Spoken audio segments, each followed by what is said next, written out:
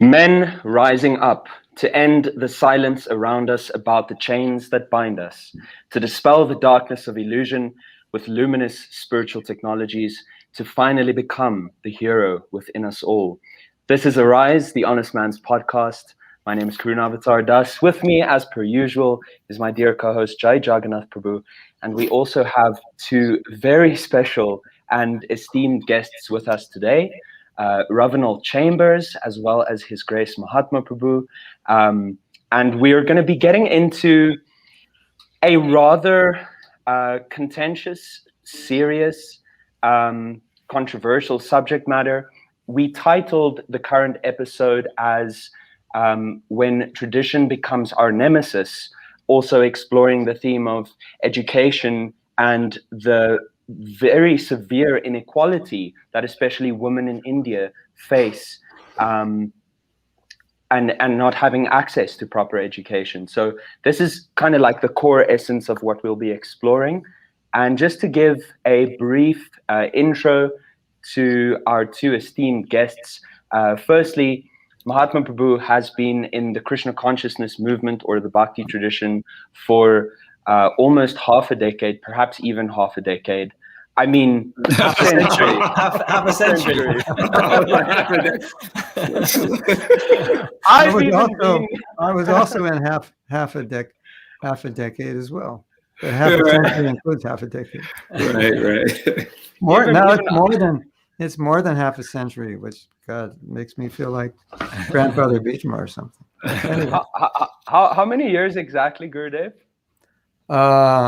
51, and oh my God. And I was initiated 51 years ago, sometime within, I'm not sure the date, but it was within the last 2 weeks. Wow. Sometime in March of 1970. Wow. Yeah. That's just under double my age. So, yeah. Well, don't worry, you'll also get older. Yeah. Guaranteed. Anyways, so Mahatma Prabhu has been with us in the Bhakti tradition since its very inception in the West. He has served in so many ways. In his younger years as a temple president, he became a temple president when he was 20. It was 21 years old, Gurudev, is that right? 20. Yeah. And so, he was engaged in so many ways. That was a crazy temple. You have a 20-year-old temple president, a devotee 8 months. It's like, we were fired up. Yeah. But that certainly laid an incredible foundation for, your mastery as you've developed that later in life. And essentially all of the outreach missionary work that Mahatma Prabhu has done in his younger years has culminated now in his immense store of wisdom and realization across so many spectrums, helping people in so many different ways. He's established a company called Sattva, which is to be found at thesattvaway.com. And he develops seminars, workshops, online courses. And he's especially famous for guiding people in japa meditation, forgiveness, humility, relationships. Truly just such an expert individual and deeply, deeply realized. So we're very, very honored to have him. Thank you for joining us, Gurudev. And also I refer to him as Gurudev because he's my initiating spiritual master, just to put that out there as well. And then our dear Ravinol Prabhu, he is a multi-award winning Irish-born film director, focusing. I'm just gonna read this to do proper justice to it and not miss any details. So I'm gonna. You can skip ahead. No. We're going to do proper justice to it. So he's an Irish-born film director focusing on stories that cross boundaries and aim to connect us as humans at the deepest level. As a teenager in Dublin, he wanted to be a stockbroker. However, life was to take him on a very different journey. After studying a degree in psychology, he spent most of his 20s as a full-time Krishna monk, living and traveling in Ireland, Africa, India, as well as the UK. And then it was in Africa in 1995 that he first developed a passion for capturing authentic stories on camera, when working with street children and education. And then in 2009, after completing his MBA with a specialism in venture philanthropy, he started the award-winning production company, Be Inspired Films. And then Road to Vrindavan is his debut feature documentary. So yes, we are very much enlivened to have you with us, Ravinol Prabhu. Thank you. I'm excited to be here. So just to, I see we already have some very enthusiastic greetings from our audience, some of our stalwarts. Welcome, everyone. So just now, to kind of set the mood and get everyone into the bath of what we'll be discussing, themes coming from the film, we'll just be watching the latest version of the trailer of the film. And we're going to mention this a few times throughout the podcast, but I'm just going to say it now already. If you would like to watch the film, it's online, free until the end of the weekend. So you can just go to Ravi's Instagram, and in the bio of his Instagram, there is the link. So we'll also share his Instagram handle so that everyone can get that access. All right, so let's check out the trailer.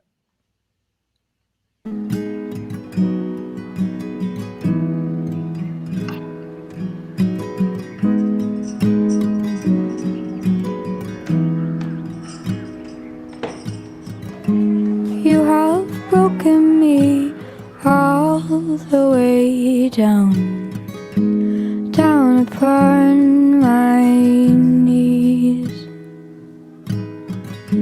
and you have broken me all the way now. You'll be the last you'll see.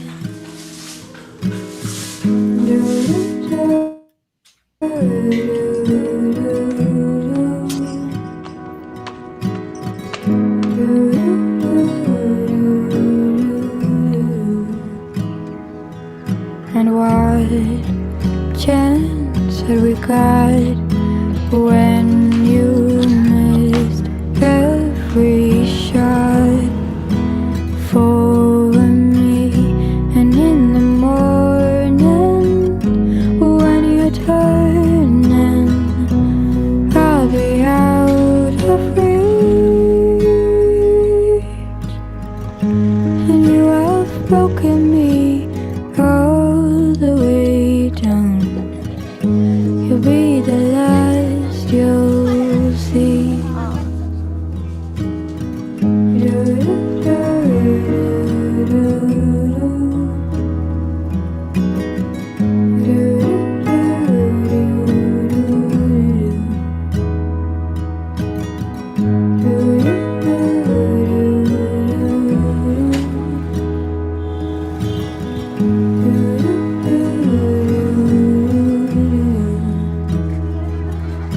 Some fights you gave when I pushed you away from me, and in the morning when you're turning, I'll be far to see, and in the darkness when you find this, I'll be far to see,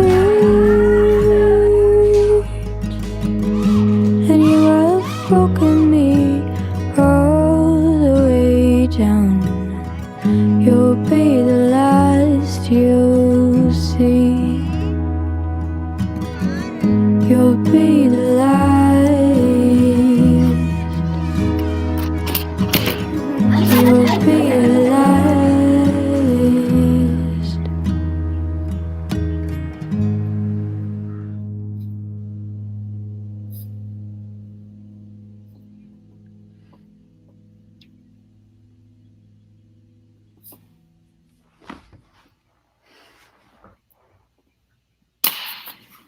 Nice.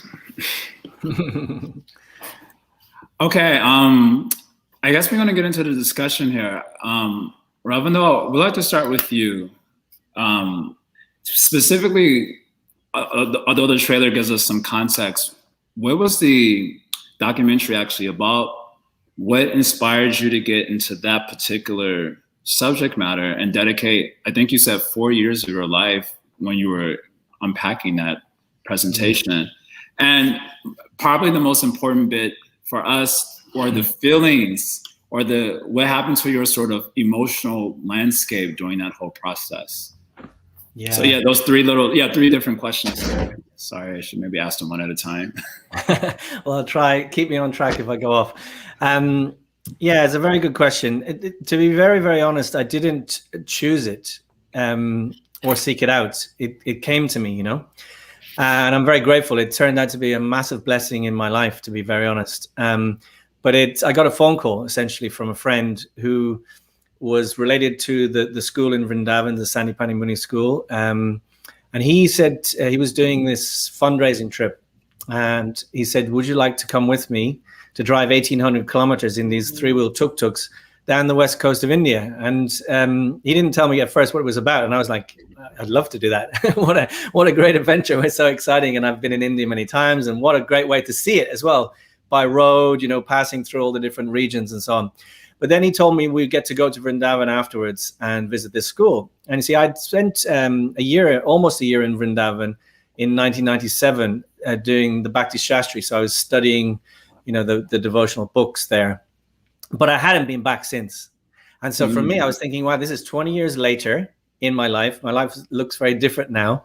But you know, it would be wonderful to go back. So I had some kind of a notion, like, you know, how will it be for me if I go back? You know, like time has moved on. But I also then understood that actually, because of the school, why is it a girls' school? It's because in many rural areas, and there are sort of cultural and traditional views and attitudes towards girls that mean that they're not so much encouraged to go into education. And even if they do start education, they don't generally stay in education too long. And we'll unpack some of those in a bit. And so I thought, well, instead of being from a faraway country, like we tend to inform our decisions about things just by reading headlines or by hearing about it second or third hand, I thought, well, why don't I actually, because I'd already been running a film company at this stage, why don't I take a film crew with me? And this will be a colorful travel kind of, you know, adventure, but also speak to ordinary people that we meet along the way to try to understand this. What are these challenges or barriers or prejudices, but from people in their own words, rather than, you know, deciding already what I thought about it. And that was the initial kind of idea. And and actually we came back, we did a trailer, and, you know, naturally people were encouraging, but I received a criticism, which at the time, if I'm honest, you asked about feelings, felt pretty rubbish, to be honest, because but it turned into a blessing. It turned into a blessing because it forced me to really go much deeper, not just into the issue, but into my own sense of how all of this related to me. And the criticism was, why are you doing this as a man? Like, I guess the implication was, surely it's a woman's issue. And I thought about it, and I thought, wow, well, that kind of divisive thinking surely has to be part of the problem in the first place. And I reached out to people, because my work is, I work with so many different organizations around the world telling stories about positive change. I had a lot of contacts, and I reached out to them, and I shared what happened. And I said, this doesn't feel right to me. Surely, you know, the involving men in this conversation is important. And they all unanimously said, of course it is. And anybody you say it to, they go, yeah, it's a no-brainer. But in reality, though, it doesn't happen. And there are billions of pounds being put into girls' education, and very, very little money or conversation going into working with men or boys to help them change their mindsets that would facilitate that change. And so I went back, and, you know, the film took on a whole new dimension. And also my story, I guess, within it is an invitation to the viewer not to externalize these issues, but to see how do they relate to the viewer. How does it relate to you? So yeah, hopefully that gives a bit of context. Nice. Mahatma Prabhu, we wanted to hear about your feelings about the movie, and that inspired you specifically to reach out to Ravinol. And then that led to Ravinol reaching out to Karuna Avatar, who then reached out to me. so that we could have this episode. So your feelings about the movie, or your response to it, is a pretty critical piece of how this episode just manifested literally on Tuesday, a few days ago. And I also I want to plug very briefly here that it was actually Shardiya Rasa Dasi, who is in charge of Bhakti Yoga London, who gave Ravinol Prabhu my number and set this whole thing in motion. So I also want to give some credit to her, because she really played, if it wasn't for her, this wouldn't have happened. 100%. Yeah. Thank you to her. About 2 years ago, I had to become a little bit involved with the female or the Vaishnavi Diksha Guru issue and the pros and cons and the left and right of it. And what started to become obvious after being involved in that was not the issue. The issue was traditional versus, I don't want to say liberal, but I would just say adaptive. Progressive. And this was a manifestation of the issue. And I'm still been involved in it and keeping up on it. I have to because of a certain service I'm doing. And I become very aware of the traditional or more conservative points of view, maybe more aware than I have been in the past because I haven't needed to, especially like living in the West, you don't get much conservatism. Once you go to India, Eastern Europe, you see it more and you hear it more, and you kind of sense that you may be a little out of place if you're too American there. Or they'll just tell you're too American. So when I was watching the film, I don't know how long into it, I started feeling a little uneasy. Not because I didn't like the film, and not because it didn't make sense. And like you said, when you told people, the man, it should really be a man's job. It's like, duh, of course. And I've had god sisters tell me that, we can't do what you men can do. You have to stand up for us because people don't listen to us as much as they listen to you. But I always take on the mindset of what I think the traditionalists are going to think. And so I'm watching this film, and basically what we're seeing is that this tradition of girls becoming married young and only being wives and giving up education at 12 is causing tremendous problems. So I'm sitting there thinking, wait a minute, this is what's in our books. This is what it says. This is what Prabhupada is extolling, that this is the system. And then there's no divorce, no abortion, no boyfriend, girlfriend. And of course, I understand that. My daughter went to Gurukula in Mayapur. That's what she learned. She started at age 8, and they said, you're not going to choose a husband, your parents will. Well, that's what they learned. And she went through that, and now she's in America, and she says, I went through that system, but I'm not Eastern, I'm Western. That's who I am at the core, even though I've got that training. So it's kind of like, we understand that. You can't just change someone's culture who's unwilling and so forth. So, but I'm watching this film thinking, oh my God, the traditionalists are going to be shooting arrows at Ravi for what he's doing. Because basically he's saying that the things that Prabhupada said to do in his books are creating all these problems. That's not what he's saying, but that's what it seems like he's saying, or could be understood. So then I thought, I have to write him and ask him, because I'm in anxiety watching the movie, thinking about that. And I have a daughter, right? And so, my daughter went to university. She's got she's got a car. She was going to university when she was 16, out of her own choice. And she had her own car at 16, driving to university, and she'd just come back from Mayapur. At the same time, I watched her go through hell going to university. She didn't like it. I mean, she likes education, but the culture. So it's not like I'm necessarily on one side of the coin or the other, but it's just kind of this reality, which we all have to deal with, is that something is said in our books and you read it and you go, if we did that, that would ruin everything. Although that is what is supposed to make everything perfect within another context. So then I said, I have to write him because this must be going through his mind. And I wanted to know, what were you feeling while you were doing this? Because this movie is like, education is important. It opens up opportunities materially that these girls will never get. And the context of modern society is that girls are exploited, et cetera, et cetera. As I say, they say, what does it mean to protect women? It means to protect them from car dealers and mechanics. That's what it means. So we know that, if there's enough men out there who will take advantage of women whenever they can. So that's why I originally contacted him. And then it kind of evolved in the discussion and said, then Robbie said, well, maybe we should actually discuss it publicly, because it's not just this issue of girls' education. It's the broader issue of tradition and how sometimes it backfires because of context, or,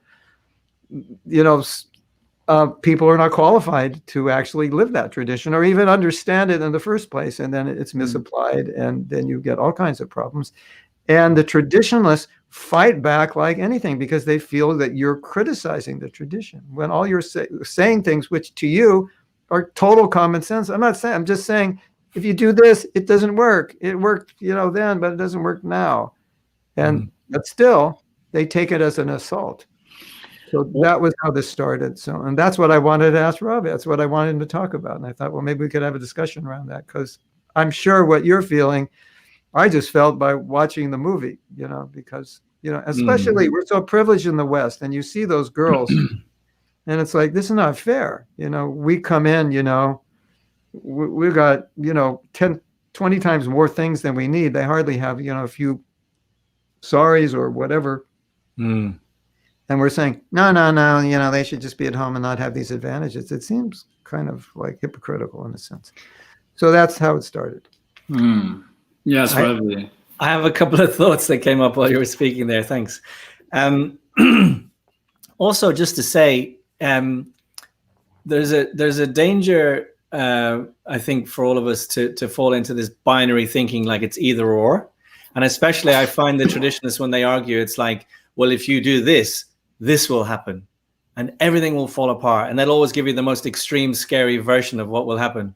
You're like, well, it probably won't happen like that. But even if it does happen like that a bit, people are intelligent. People are always finding ways to figure things out, and to it's not like, it's a very fatalistic, disempowered view of everything, that if we let go of this iron grip, then everything will fall apart, which I think is a false assumption.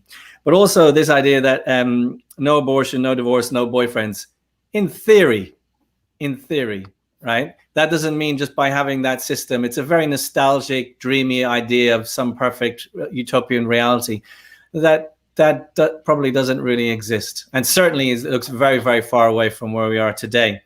And it's a sort of a single issue voter thing. I don't know if you've ever heard of the idea of a single issue voter so there's one thing that's so important to them that they'll overlook all the other terrible things about that candidate because of this one issue that they agree on.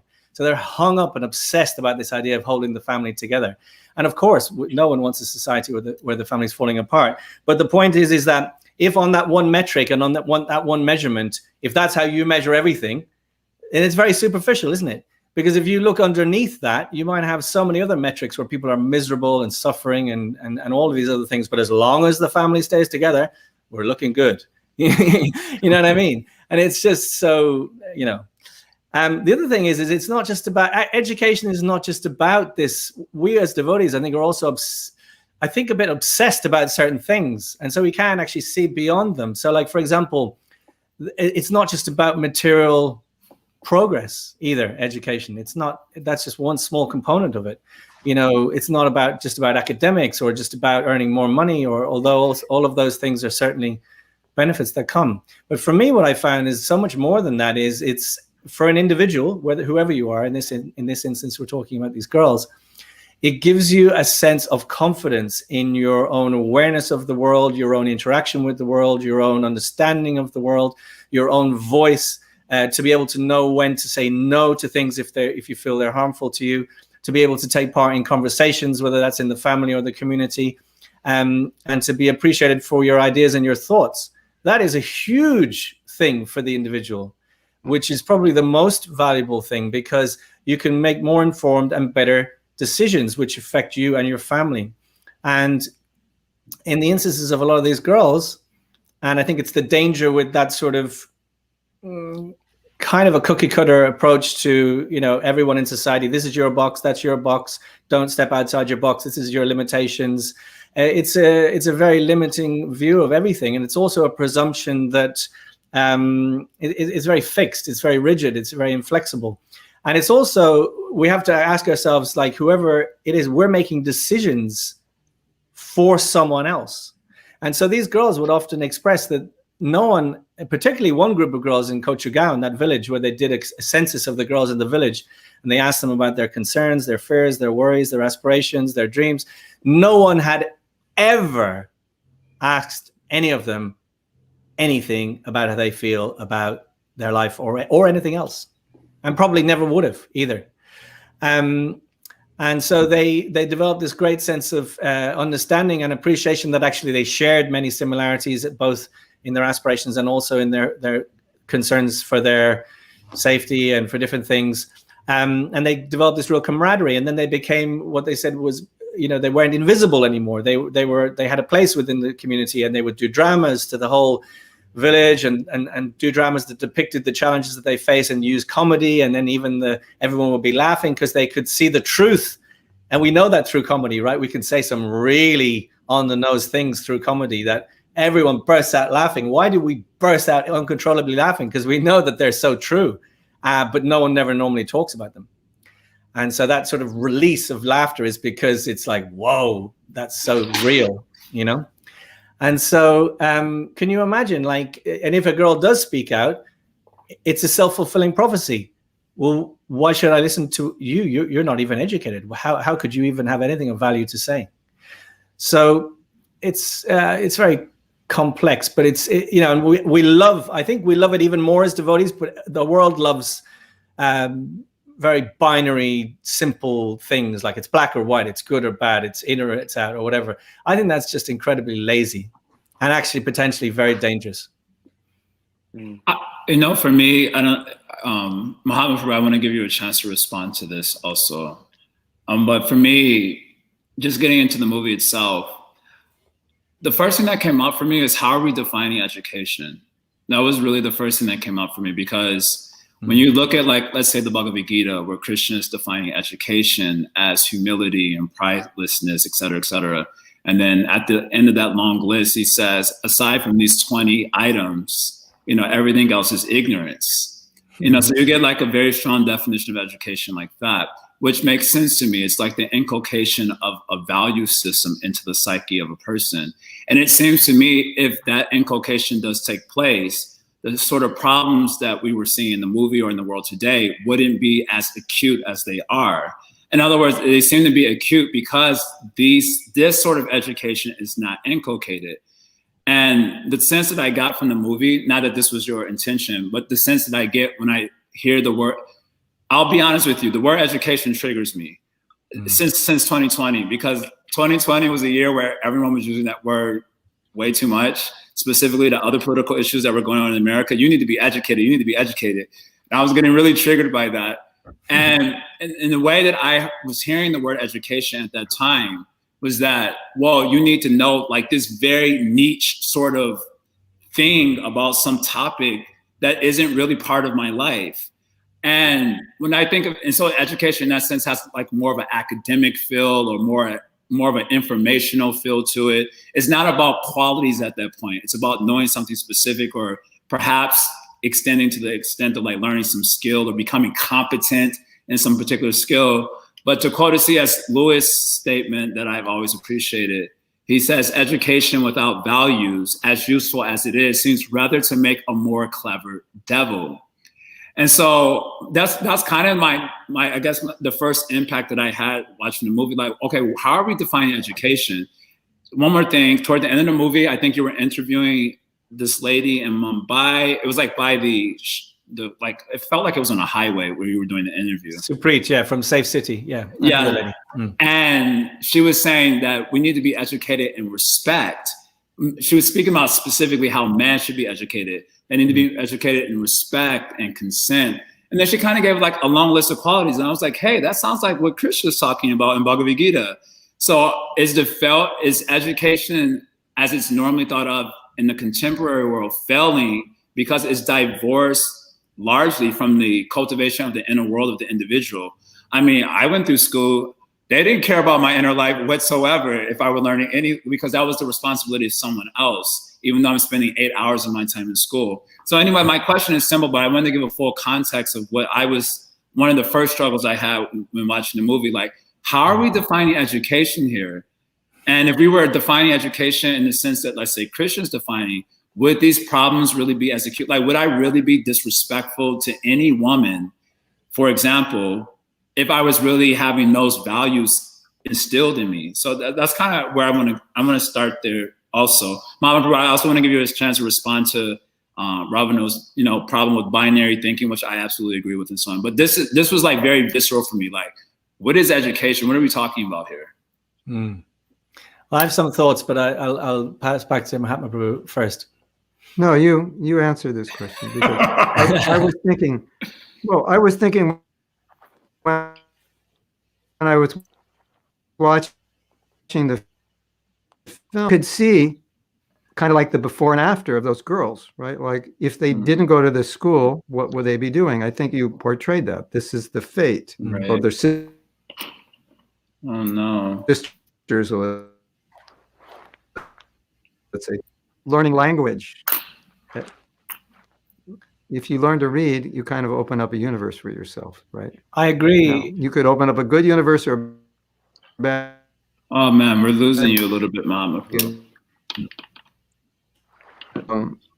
I think those are the obvious differences of, you can read, there's books, you can learn to write, express yourself. You like you were no. saying, and get into cultures, girls are like taught, don't think, we'll think for you, Like you can't even vote before 1930 in America. Why should you vote? Because you don't know how to think. We would just tell you how to vote.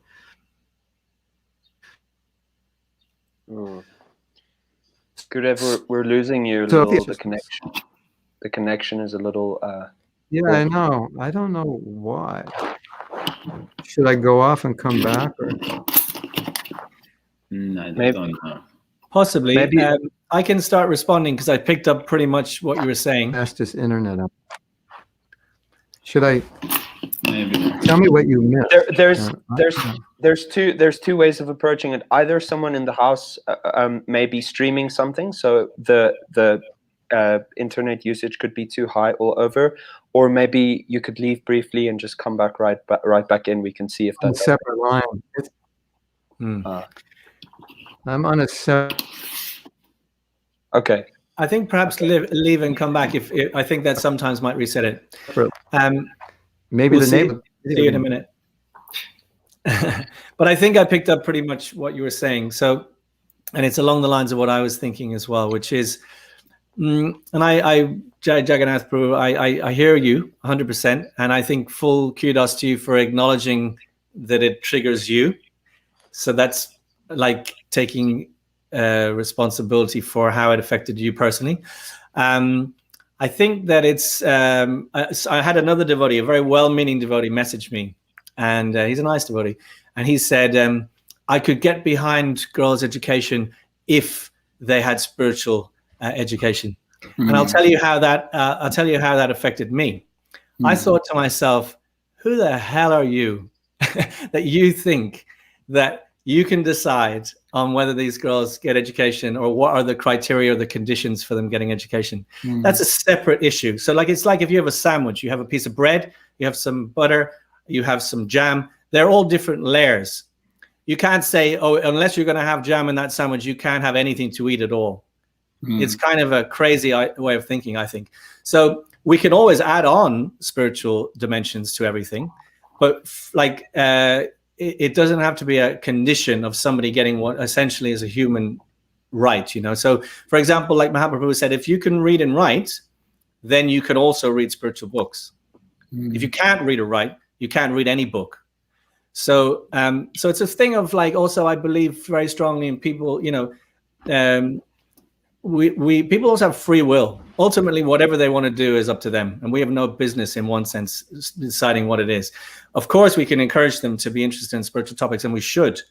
But the film is about, it isn't about everything in the world, or about, it's not trying to give a panacea for all of life's problems or a complete solution to the meaning of existence. It's not what it's about. It's just about this particular thing, which is that that they deserve the right to education, and that will give them certain benefits. And of course, they will still be left with all of the bigger existential challenges that we all face. There's no question about that. But this one small component can certainly is one building block in a much bigger picture that can be helpful to them. Yeah, I just want to clarify. I wasn't thinking about education as I was describing it in terms of like spirituality. Okay. The language that's used in those verses of the Gita mostly pertain to character building and character foundation. And so that's how I was thinking about education. For me, it wasn't like a spiritual or existential issue. It's a human character development issue. And I'm just recalling my own education through school. That part wasn't there. So I was trying to make a discern. When I say I was triggered, trigger means in the sense I was trying to see, what is the distinction being made? Is it just academic? Because that part, it maybe helps to some degree, but if you have really bad character, it doesn't really help that much. Definitely. If it means character, then I would have to say in my own life, I was educated largely by my mother. And I went to academy also and I got something. I joined the ashram when I was 18, so I didn't get a whole lot, but I got something. But my education came from my mother, so that's what I was trying to make. Sort of a distinction there.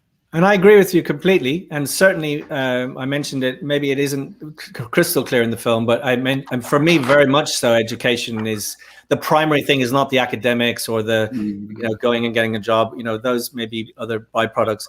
That's not what it is for me. As I mentioned earlier, it's about developing a sense of one's own capabilities or tools to understand and interface with the world.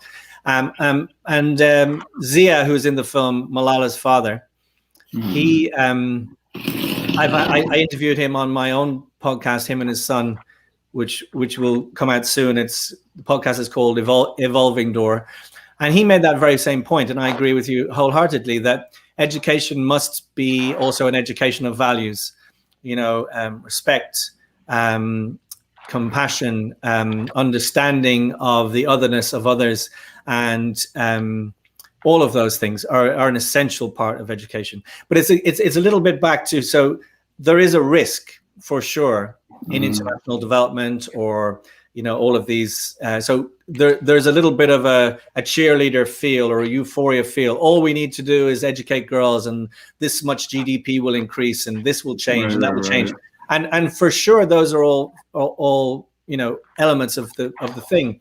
But my point was that it's very naive and foolish, but we're always looking for it. We're looking for the panacea, the pill. Give me the one thing. I can just do this, and then everything will be fixed. And I think devotees fall into that category as well. And I think that what I've discovered in the documentaries is that, no, just educating girls, certainly a component is character. But if you don't educate the men and the boys to adjust their mindsets that have for a long time held girls back, then actually just educating girls on its own won't necessarily be the solution. And it might cause kickback by these men because they feel threatened and so on. And actually the situation could end up being worse. So that was another factor. Nice. There's Mahatma Prabhu, are you back with us? Can you hear us? It's my connection is not good. We've noticed. Do we come through okay? You probably don't hear everything I'm saying also. Can I ask what browser you're on, just out of curiosity?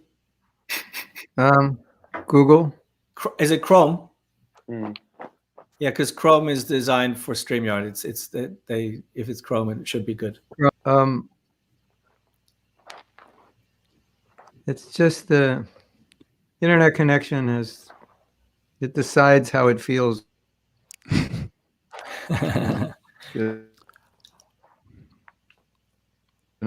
Okay. It's still not happy. At any moment, it could feel better and just speed up again. And there's no telling why. Anyway, It's Okay. working. Can you It's hear working me? right now. If you want to go for it. Krishna, And if it is your desire, please I want to. ensure that Mahatma Prabhu has decent connection right now, and let it. Ravi, I want Oh, Krishna. to hear from you. Because you had to make decisions. You had to make decisions in the film that we're going to say certain things, and how your experience was affecting the feedback that you don't want to get, or miscommunication if you say something or show something. Those kinds of things. I was curious. Well, I can say something about that. I mean, to some extent, I definitely. I mean, for me, the most important thing is to be completely authentic. And because I feel like if I'm completely authentic, I'm not saying I'm always going to get it right or not, but the thing is I can stand by that 100%, because it's totally real and true for me. And I think it's very dangerous. And I think as devotees, we do it a lot. We get caught up in intellectual exercises or trying to think about what's the this or the that or the other, and so I just wanted to be completely honest about the whole experience for me. And I'm going to say something which might seem, I don't know how people will take it, but like when Jai Jagannath Prabhu was reading out, Krishna says these are this, that, and the other. That's all great, and it's not, that's wonderful. But the thing is if I read something like that, and some of those things, like some people may take comfort or whatever in thinking that, my experience or the things that I also think are important relate to that or correlate with that. So the thing is that I was very fortunate. Something that I have to remind myself is that I spent 7 years like completely and utterly and totally immersed in studying all of these things and living them to the nth degree as much as I could. And so there's a deep imprint of it in me. And I know we talk about grace and, ultimately that you hear, but by the grace of God go I. And so, of course, we never want to lose that grace. But at the same time, I'm not afraid, I'm not going to allow that fear to stop me from really questioning and pursuing how I actually understand it, like what I really think about it, and so it's more about what do I really think about it, and then I'll decide. I'll sit back and see if it correlates or not. You know what I mean? And so if you were to read out those questions, like I would say, yes, it's wonderful that Krishna says all those things, but they're true anyway, whether we read that book or not. They're true anyway because we can see them for real. So they're not true because it says them in that book to me. They're true because we can see them, and then that's also nice, so I just think that part of this whole experience for me has been, there's one thing I changed, and it was more so because I did it because of my own decision. But there's a bit at the end where I said, that we should question these things about what we really think about them and not just accept them because they're tradition, culture. And originally in what I'd said was and philosophy. And the reason why I took that out, I reflected on it, was because I just said it in the moment when the person was interviewing me. But actually, I didn't believe that. I do not believe that philosophically that these ideas, that these sort of behaviors are a part of our philosophy. But I do think they're cultural and traditional. So that was something that I took out, but not because I was afraid of what anyone would think, but just because I didn't believe it. I didn't think it was true. And in all honesty, at the end of the day, this is how I see it. Like, we all have to grow up as devotees or whoever. Like, we're the ones living our own lives. So we have to take complete responsibility and hands on the wheel for that. And so in one respect, I don't mean it in any way disrespectfully, but I don't really care what anyone thinks about anything, because and that is not completely true, because obviously people that I respect, I will talk to them about it, and I will be always willing to change my perspective at any moment if I really feel that actually, it's a fair point. Or so I'm very open. But at the same time, I will never feel like how I think about things for any fear of, or for trying to conform or whatever, because I think those things, as much as they may contain, or they're supposed to, whatever, but they also, I feel, cripple a lot of our potential in terms of how we can understand things. It's not that we're necessarily moving away, but it actually, in order to go deeper into something, sometimes you have to be able to step away from it and not just read off the script, So anyway, that's just a few thoughts. Very nice. I absolutely agree with that, just because our literatures themselves also indicate that when you look at the scriptures, it's always a sort of dialectic between adepts and questioning things and pushing the question further and deeper, and so that you can really step into an embodied understanding and not just a theoretical one. So I think that just stands absolutely true for how our literatures present themselves also. Mahatma, I don't know if you're back. I'm just trying to hold space until until you can come. I'm in and out, I think, because I'm hearing you guys in and out. Maybe I'll reboot. Okay, yeah, try that. I'll try to. We'll do our best to hold space until your return. Okay.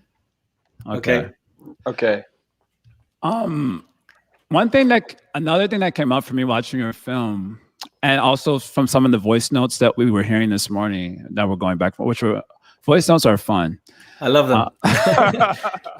One thing that came up for me also that time is just like the contention gets to be like tradition versus like a more progressive understanding, or let's use the word adaptive also, which Mahatma used earlier, which I kind of like.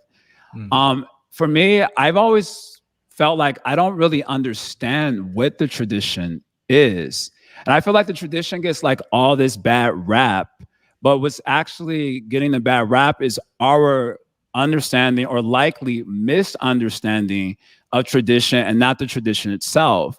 Just like people may superimpose their wrong understanding of, let's say, God onto Krishna, and so they dismiss it, but what they're dismissing is their own misunderstanding and not maybe Krishna proper. So I feel the same way with tradition. Like, okay, we hear about Varnashram, and like, at least in the literatures that we study, Varnashram is like a sidebar conversation, and it's literally just kind of creating a social context for the main topic that's being explored, which is like pure bhakti, for example. And so we're trying to pick up understanding of a social world from this like peripheral discussions and the books that we tend to engage with. And so we're not really getting the fully evolved understanding of what that tradition is. And then we're dismissing that not fully evolved understanding of tradition. And then you brought this up in one of your voice notes when talking about a more sensitive subject matter, which we're not going to bring up on here, but you know the one that I'm thinking about. And you brought up colonialism in that particular regard, and people having sort of a colonial understanding. And I was wondering, like, maybe the tradition that we're dismissing is a tradition that's infected with 200 years of British colonialism, or it's infected with 800 years of Islamic, whatever mixing that was going on. And so what we're getting is not tradition proper as it's manifested in these cultures that we're seeing now in your movie, which, is just really ghastly, but you're getting some like sort of distorted understanding. And so I don't know, what are your thoughts about that? Because I feel like tradition, at least for my generation, we're a little bit younger than you, and the generations after us, I think we like jump on the bandwagon of progressivism too quickly. Not that we shouldn't be progressive or adaptive, we must be progressive or adaptive. But if you're gonna try to change something, you should understand how it works. Like, what is it about it that works, and what is it about it that brings order to the chaos in society? And then you see these parts aren't working, like change it. But I feel like our generation, we just like change, and we get really excited about that part without understanding it. So I was curious about your thoughts on this. Yeah, definitely. It's a very good point. It's sort of towards the middle of the film, I kind of, there's a couple of lines which addresses that. And so I became very aware of the tension between, let's call it, tradition and progress. And I'm not more for one than the other at all. Like, so I don't have a position or I don't like these things of liberal or conservative or whatever. I just think they're too simplistic, and they're just about taking camps and all the rest of it. For me, it's about what works. Right. It's plain and simple, So it's an academic thing, perhaps as an academic exercise, we could talk about what is the real tradition and this and that and the other, and that's all great. But at the end of the day, we can see what's right in front of us. Right, that's the reality in practice, right, and that's what we need to deal with, because that is essentially the reality, in the moment. And if we want to, and I'm not saying there's no merit in trying to dissect, where's the fault or the blame or whatever, but we get into that mindset, especially when we're trying to defend something. I've got nothing to attack or nothing to defend. I'm just simply observing what is there. I hope it's clear in the film, like I didn't go for any sensationalism. There's no blame game. I'm trying to understand it from all different people's perspectives. There's no, it's not saying that Indian culture is bad. It's none of those things. It's just simply, that's what a documentary is. You observe something and you just document it. And so I think you're very, very right. I also, one of the guys I talked to, Annie Ruda, up on that water tower. Yeah, I really liked that interview. It was kind of funny. It made me laugh, like the way he was. He's a funny character, that guy as well. Yeah, we met him through the Facebook group, and so he was first of all going, like you, a little bit like you described. He was like, everything has to go. Right. And then I was like, so you don't think there's anything good to tradition? And he was like, no. There's good things about tradition. Right. So it's that thing, isn't it? So there's of course tremendously valuable wisdom in tradition, and we also should be careful as we move forwards that we don't just embrace everything because it's new or it's different or it's progressive or whatever. But that's the point, though. That it needs discernment at every step. But it equally means that as much as we shouldn't be just accepting everything, we shouldn't be just holding on to everything from the past just because, just because it's written in a book or just because of whatever reason, if ultimately it is not working. Even whether it's the application or the misapplication or the misunderstanding, whatever that may be. The thing that's so scary, if I'm honest, is like that often things that are hurting people are being presented in the name of tradition or culture, and therefore often of God, and therefore people are afraid to challenge them. Somebody gave an incredible example recently. It was Lakshmi Woodham, actually, but she said this idea of someone is essentially, from your experience, hurting you with a weapon. That's your experience. But in their mind, they're holding out a bunch of flowers to you. Then how do you navigate that situation? They don't believe they have a weapon in their hand. They don't believe they're hurting you, but they are, because that's the reality of your experience. And they think they've got a bunch of flowers they're giving you. So that's where that, in that, Venn diagram middle bit, that is actually like a recipe for, that's worrying, I think. And I think perhaps, go on. Sorry, I just finished that last point, Prabhu. Yeah, no, I'm happy to. Let's hear from Abba, bro. I just wanted to see if Gurudev is actually with us now. I think he is. Maybe not. Yeah. Okay. Are you able to? Sorry, Mahatma, are you able to tether your device to your phone? I can speak a few words. You can tell me if you can hear me. That's probably going to be worse. Okay. We can hear some words coming in. Good. Try. Can you hear me at all? Kind of. Because the phone data it's the same connection. It's the same connection. Gotcha. Okay. Can I just pick up on a small point that Kamini Kamania Davy says, is the film not more They could specifically be doing work on the tower. Is the film not more specifically about the misapplication, misunderstanding of traditional India and how that impacts our movement? With all respects, it's got nothing to do with our movement. Right. The film has got Right. nothing to do with that. So this is interesting. The film is a film about what it's about. And we can certainly have a conversation about this. And it's great that we're having this conversation. And maybe that amazes people that like someone who's a devotee would have an interest in studying or thinking about something that isn't just totally like Krishna. It's like, it's like, so no disrespect, because I know Kamini Devi is very lovely. She's had some exchanges with me, so I'm not disrespecting the question, but I just feel like, sometimes you just need to be able to discuss something for what it is. Yeah. Yes. Just leave it alone. Like, just that's what it is. And then you can, if you, as another layer, bring in these other discussions or considerations. Yes. Yes. I just, at this point, there's been so much, at this moment in time, I'm feeling like a kind of a tightness in my stomach, because I feel like there is so much to this. And there is just so much to this. And I want to bring it exactly to what you're saying, Ravi Prabhu, that this film is about the fact that there are literally millions of girls and young women in India who are practically being treated like a subhuman species, who are not having any opportunity whatsoever to express their inner world and their experience, and to gain the tools necessary to actually even be able to do that very thing in the first place, with skill and with conviction. And that is a really, really painful reality.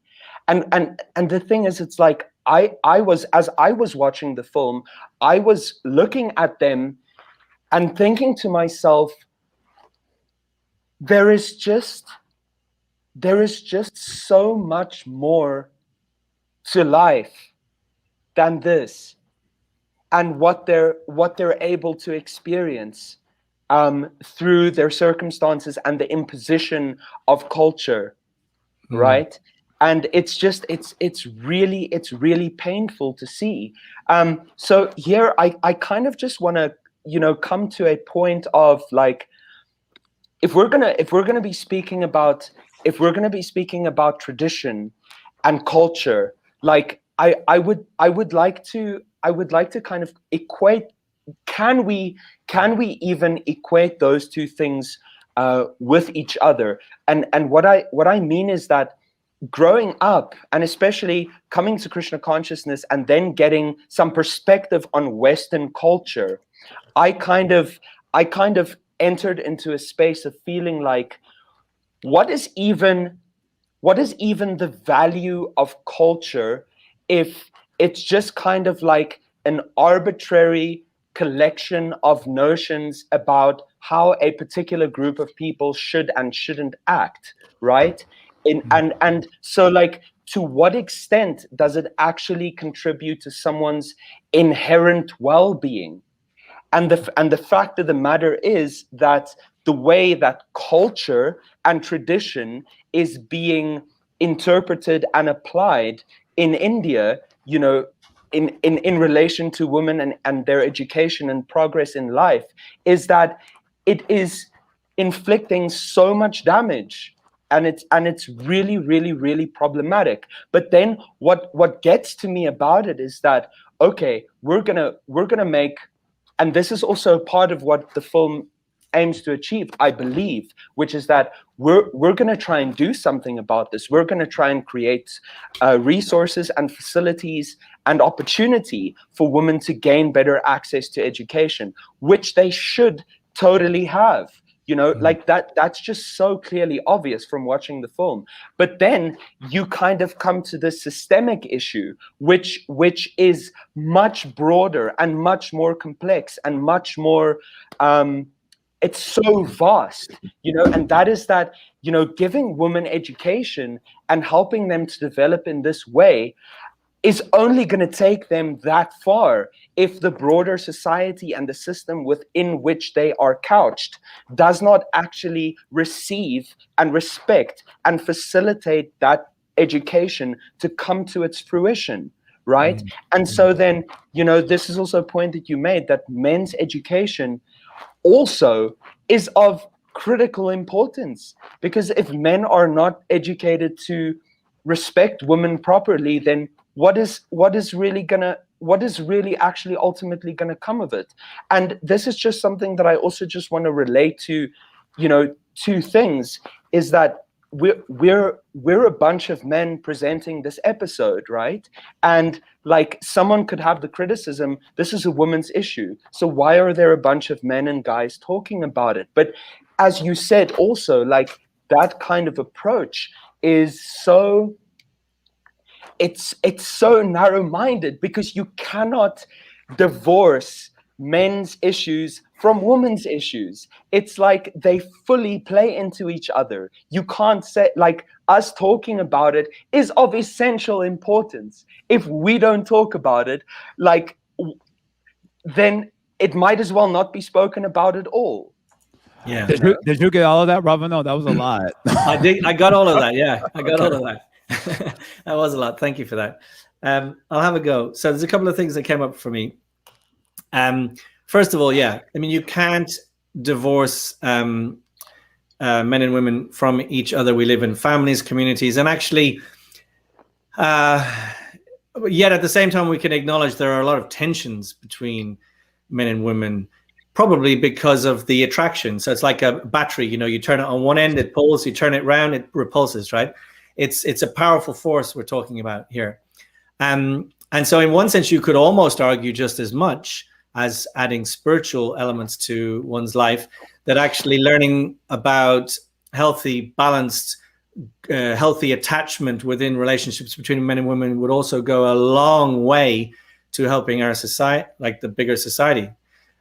Because when it's not, when it's dysfunctional, or it's, in the extremes, it's really troublesome and massively. So also the idea, I really dislike the conversation around Western, Eastern, all of that stuff, because it's just, again, a very simplistic way of looking at everything. And so this idea of respect for women, that's not an Eastern idea or a Western idea. It's just an idea, and it makes really good sense. It doesn't really matter where you're from or what your books you read or what tradition you're in. And actually, what I found very interesting, sometimes people get so hung up about this when you talk to men, usually men in the West. There we go, I said it. About equality. They say, well, surely you mean equality of opportunity, not equality of outcome. And you're like, yeah, I do. But like, why are we so uptight about it? Like, we're just, so it's, but I think me and my wife have talked about it many times, and I feel like we have to move beyond those intellectual understandings of what it is. And actually, when you have respect, you naturally have equality, because it's a byproduct, right? If I respect you, I'm mindful of you. I'm mindful of your situation. I'm aware of you. I take you into account in my thinking of how I do everything. And so therefore it's a natural byproduct. As well, the conservatives, I'm actually not, so I've been thinking about it recently, because we've had an overwhelmingly wonderful response to the film, but I've noticed how certain, conservatives like move in. I'm getting a lot of friend requests from these people who are obviously not in support of the film. I can see by their profiles, but they're moving in. And so I wanted to just analyze my own reactions to sort of sometimes their blatant sort of trying to tell me how it is, and other times more subtle. And I realized that actually they're afraid, and their fears I should not dismiss. I might not like their approach to how they deal with things, but actually their fears may be legitimate. So they have legitimate concerns, and that should not be discounted or not discussed. It's just how they choose to react to those fears. So it's a simple thing, isn't it? Oh, girls may get mixed up with boys if they go out. Just keep them in. Simple, right? Sorted, easy. Problem is over. It doesn't take into account those girls or those individuals or how that affects them. And then the person can feel my fear is now gone. I'm satisfied. I'm not disturbed. So it's about my comfort rather than how it affects on other people. My wife always is into a thing called gentle parenting, and she's always telling our boys, if they get angry, it's okay to get angry, but you can't hit. So we don't say, oh, don't be angry, stop being angry, don't be. No, you can be angry. It's okay to be angry, but you're not allowed to hurt someone else, So that's the thing. It's like, so my point would be, yes, there are concerns and there are many challenging situations, but there's got to be a better way to approach or to deal with these things in such a way that it supports or it protects or helps or whatever, addresses the fear, but also does not hurt the individual in the process. And the thing is like, we got to be honest. We're very quick and very proud to talk about the material world and the West and the divorces and the this and that and the other. I mean, my God, I think in our devotee communities, we probably have huge rates of divorce and diabolical attitudes towards women. Yes. We just have to see it. We can just see it. We don't need to. We see it. Yes. What do you mean by diabolical attitudes? Just really derogatory. And the thing is it's in plain sight. We don't even, many people don't even think there's anything wrong with it.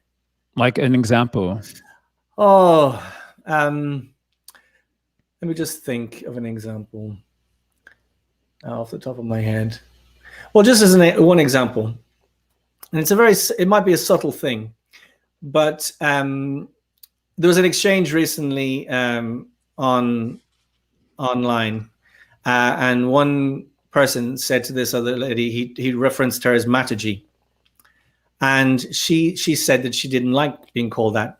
She didn't feel that she related to it. And also perhaps because in many times, I've seen this myself, it's used, I'm not making any comment on the original culture where it is meant out of genuine respect, but it's often used in a derogatory sense, right? So many of the script that we've been told, women are like children. They're less intelligent. They're lusty. They're inclined towards materialistic thinking. Blah blah. The list goes on, and all that just goes. You take it all in and absorb it.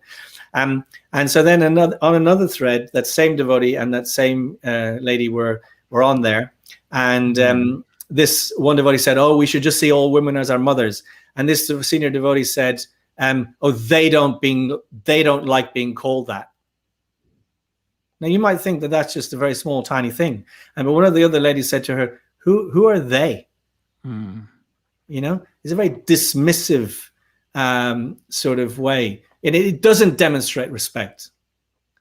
Now, that's a tiny thing. There's probably much worse things, but that's just the only one that first came to my mind just right now.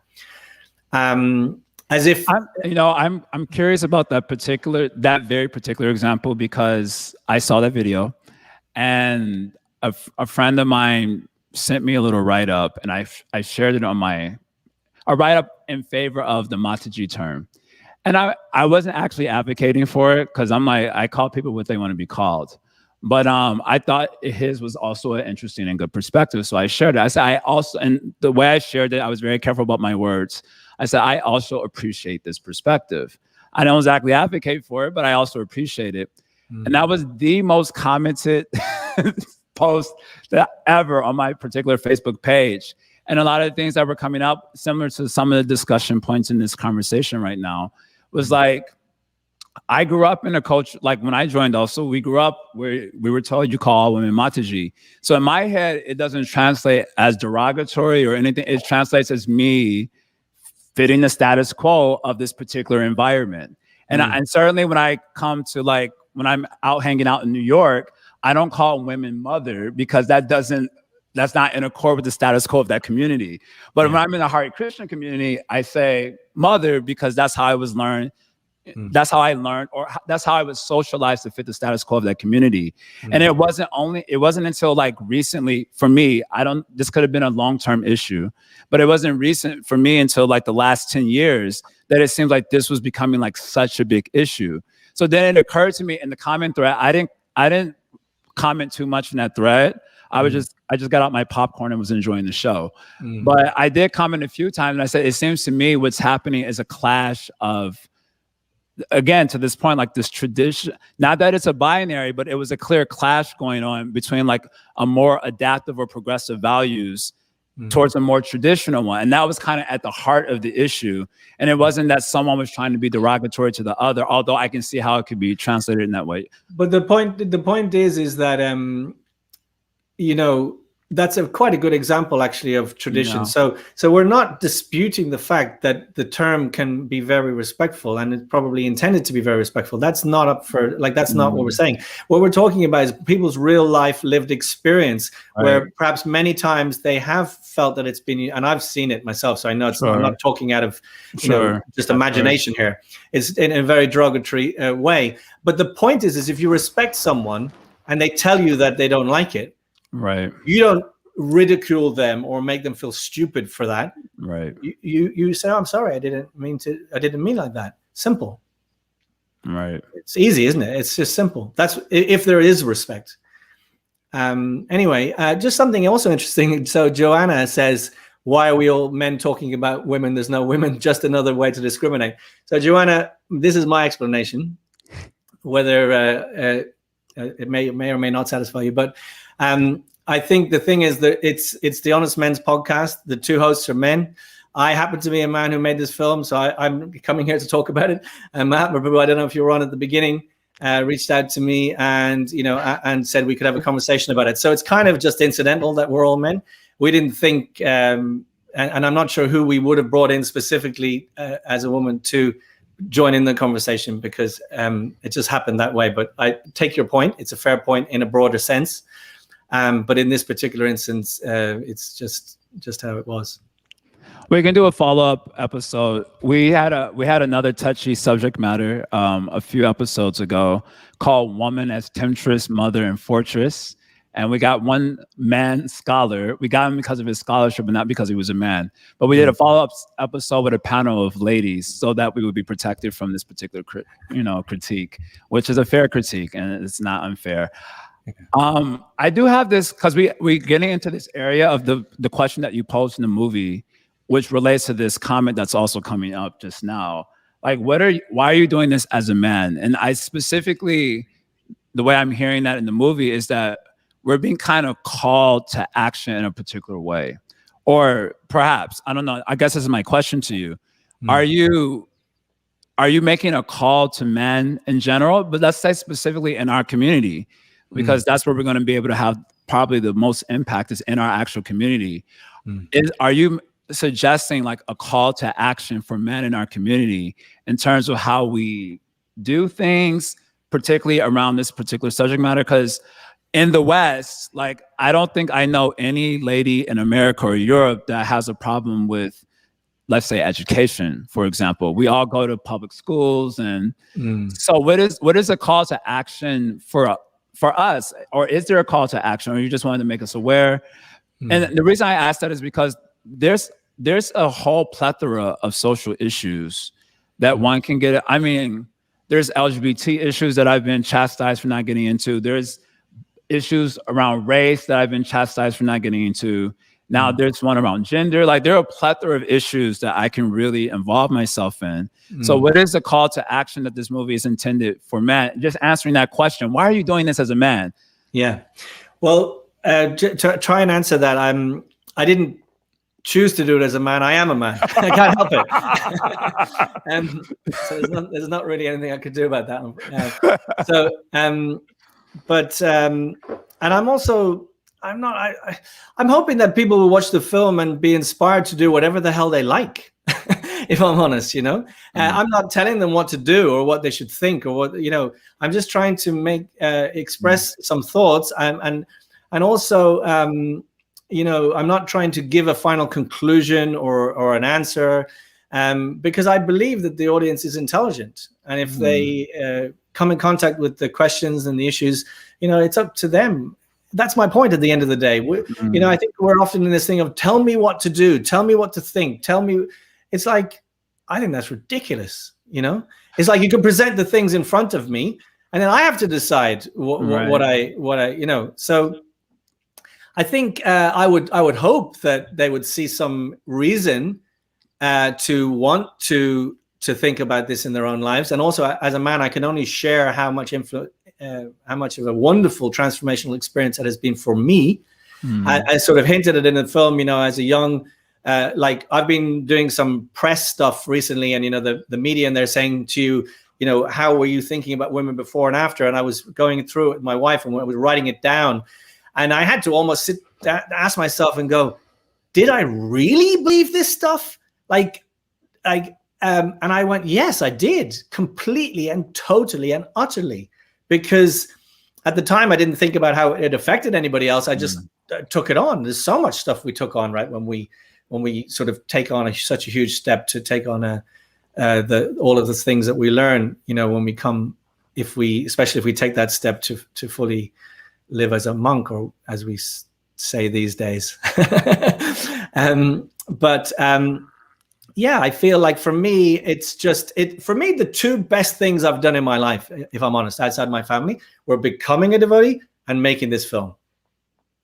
I think they're the two balancing factors for me personally that have brought me into a place that I feel is right for me as a man, because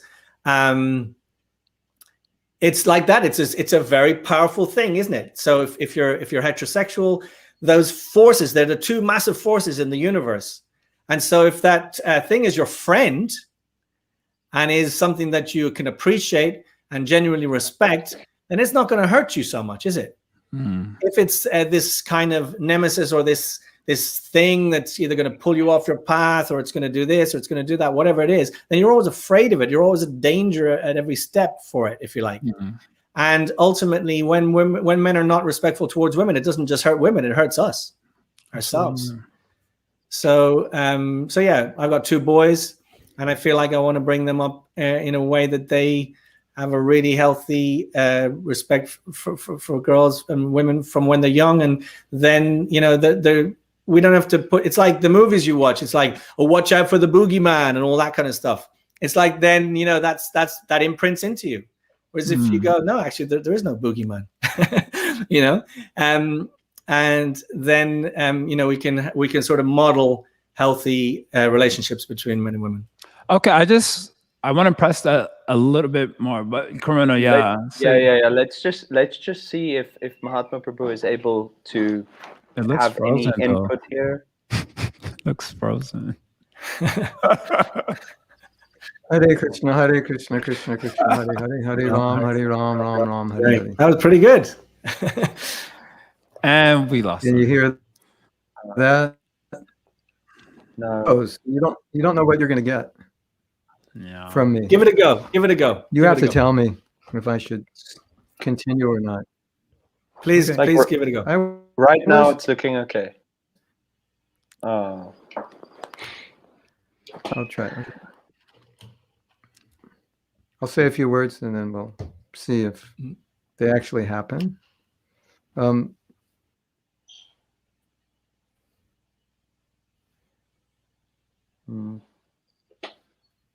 the context, or ask the question, how is this going to help the individual and the community move towards Krishna? Because that's a simple question. That is this good? And so, another question to ask, which I think it makes things simpler, but maybe not so simple to answer always, is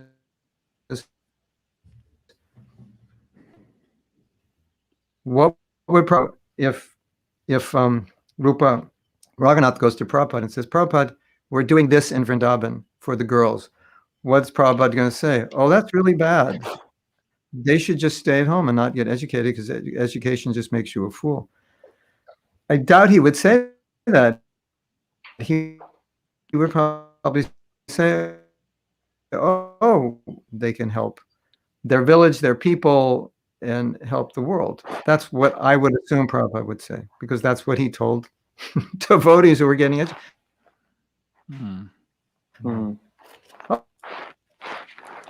Oh, stay in. Don't have like this conservative traditional. It's more like, well, what makes it good is that it helps the individual and it helps the community and helps the world. And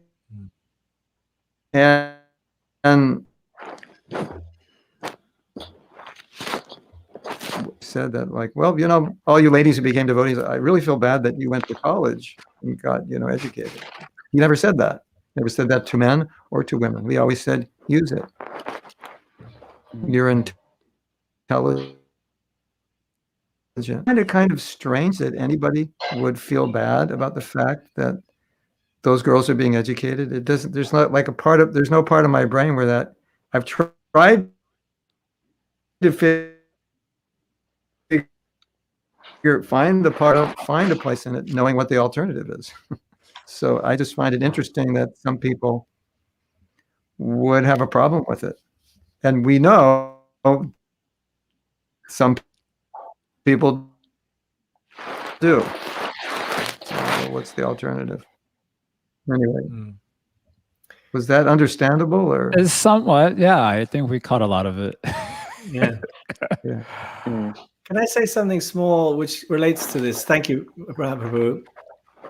That When joining the someone- movement in 1969, I'd never seen an Indian. I'd never been to India. I don't know anything Indian, this, that, and never conceptualized is.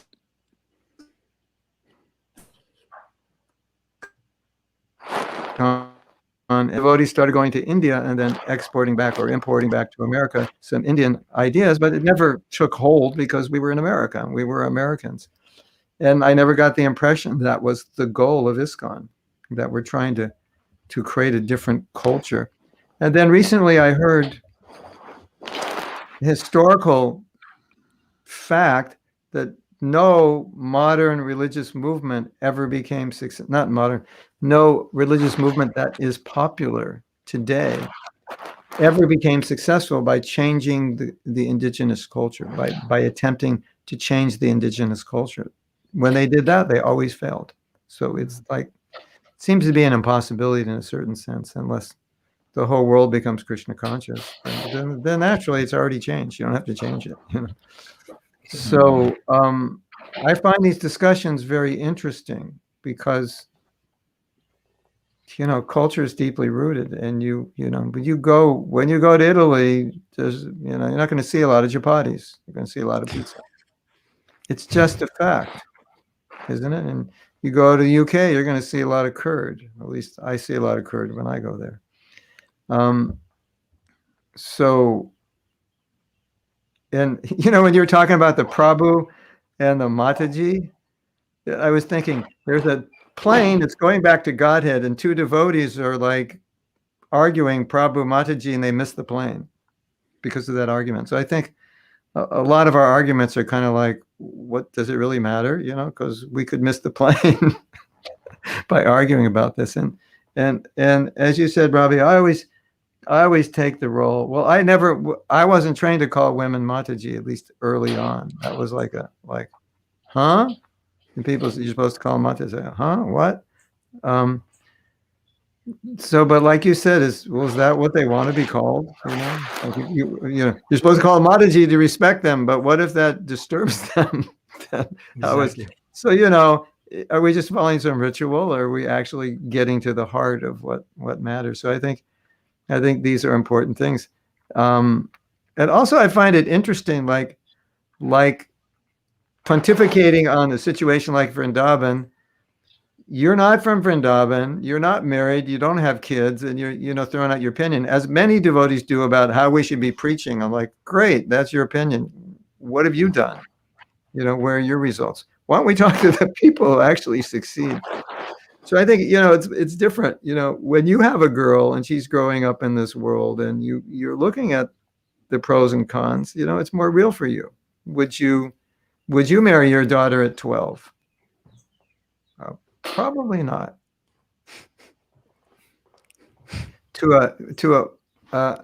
Into a patriarchal family of men who are very macho. Would you do that? Probably not. And if you did, you would probably regret it. So, I think those kinds of, these, as Prabhupada so rightly said, armchair philosopher. I think a lot of us as devotees are like armchair philosophers. We're pontificating this, that, and they're like, well, have you actually done that? Or are you in that? What would you do? We're talking, I gave 3-month lectures on death. Well, you die is no big thing. You're just like, so easy to talk about, right? Because I'm alive and not dying. So I think sometimes that's an issue. Ravi, you want to respond to that or pick up something from that? Well, it was something from earlier, but that was great. I'm glad we heard you, Mahatma, there for a good stretch. Yes. That was nice. I just wanted to make a point that came up from me earlier is that it's again this thing of like where people go like 2 + 2 will equal 8.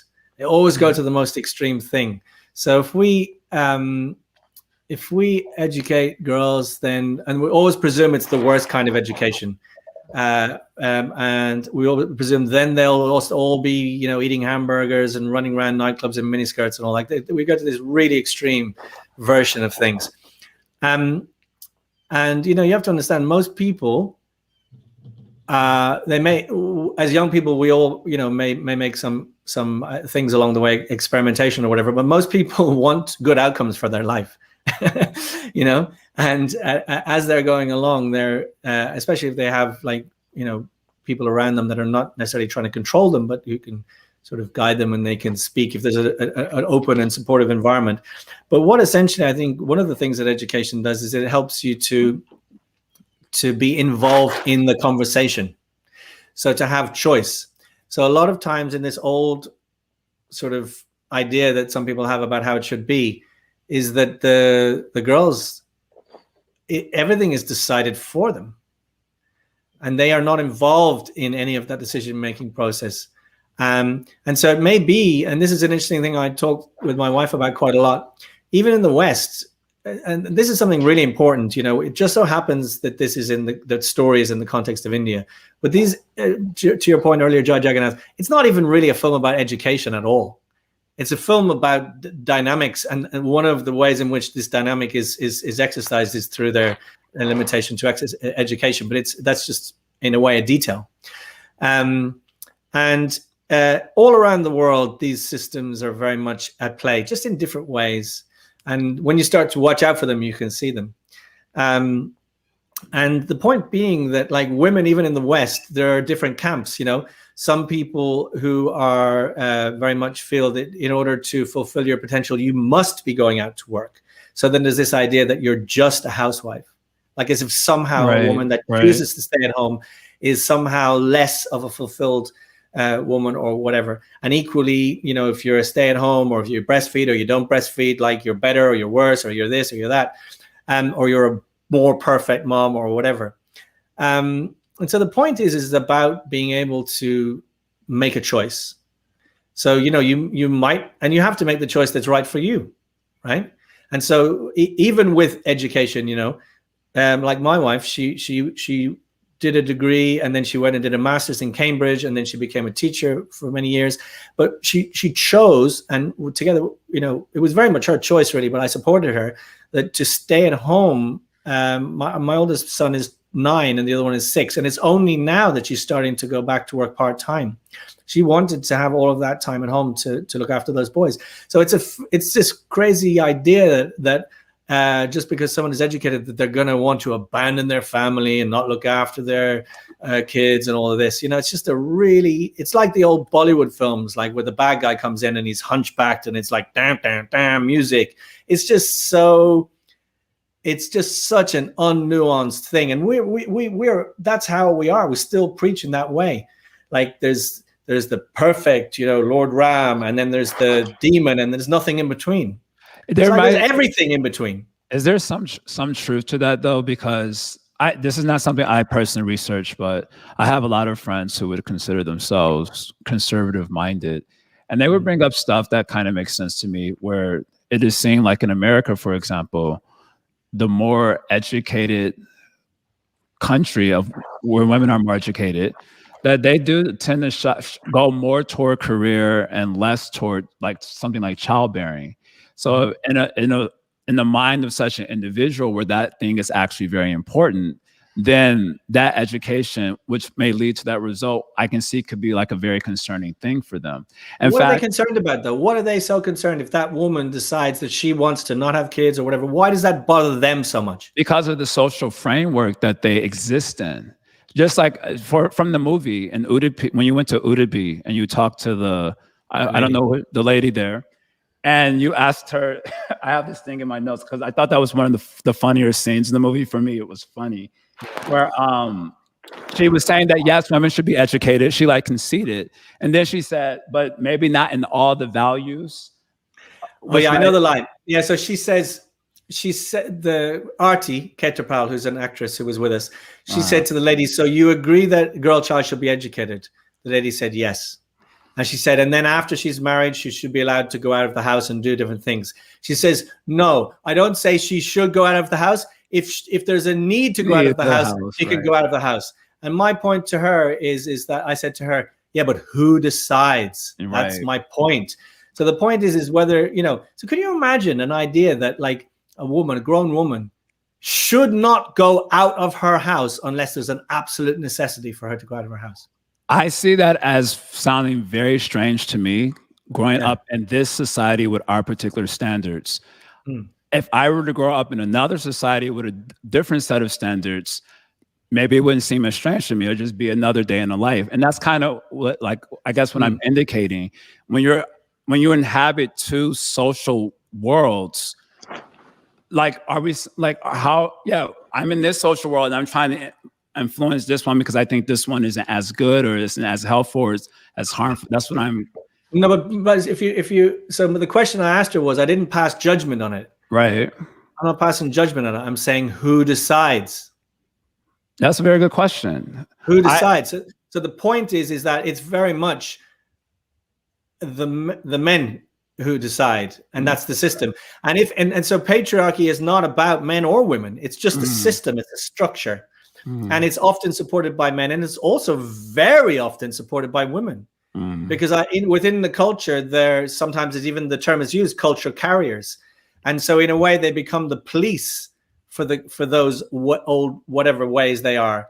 Right. And my hunch is, and I'd love to hear what other people think, is that the reason that that is often the case is because in any community, whether it's a football team or a society or whatever, you will do behaviors and continue to do behaviors that you are appreciated for. Right, absolutely.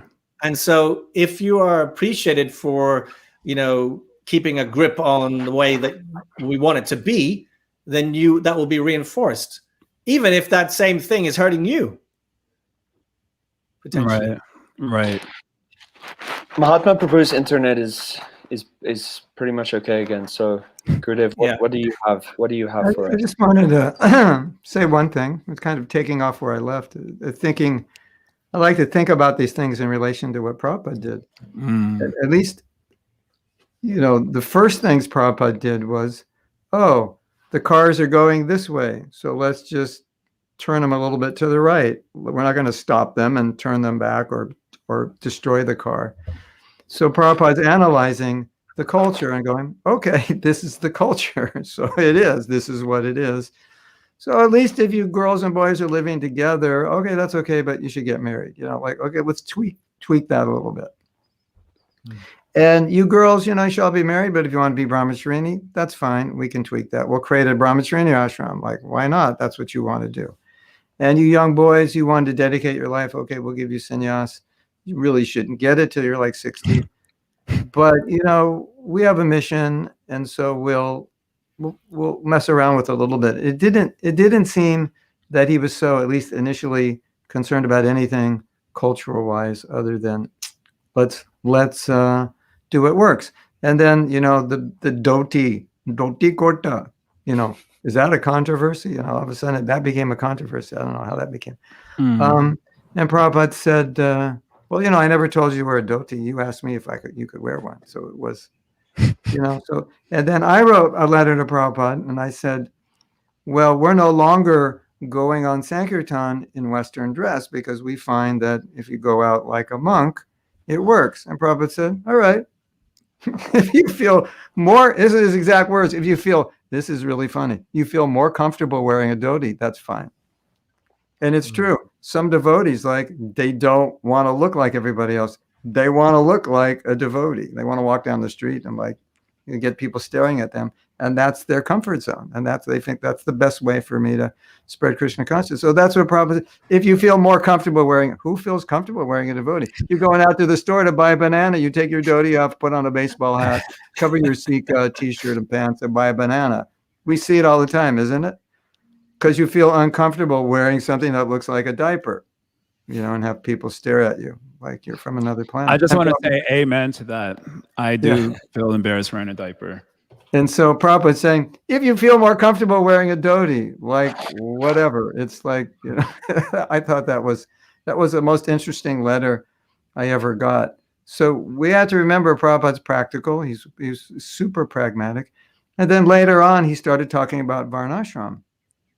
Nobody during Prabhupada's lifetime had any clue what that meant, And I have a little joke. I'm going to make a video on this. Sometimes devotee will say, Prabhu, we're trying to have a Vedic marriage. And I'll say, oh my God, don't do that.